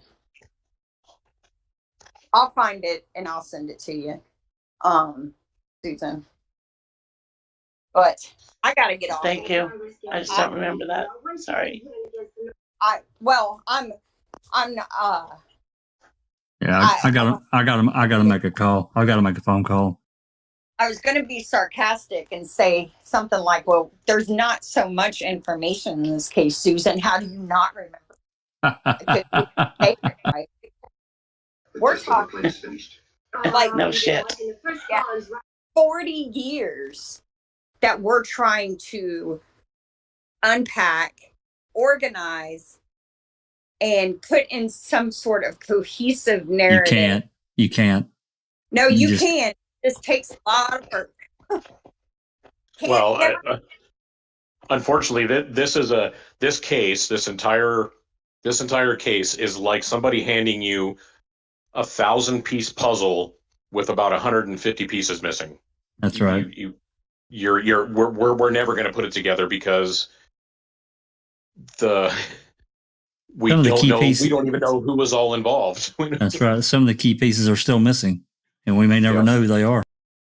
Anyway, yeah, guys, I need to make a phone call. Yeah, I got to go too. Thank you, everyone on the panel, everyone on chat. I love these conversations. I think that we always get a little nugget or many from them. And it will lead us down another road in this case. And who knows, one day it might be the road that has those 150 pieces to the puzzle. I'm an optimist by nature.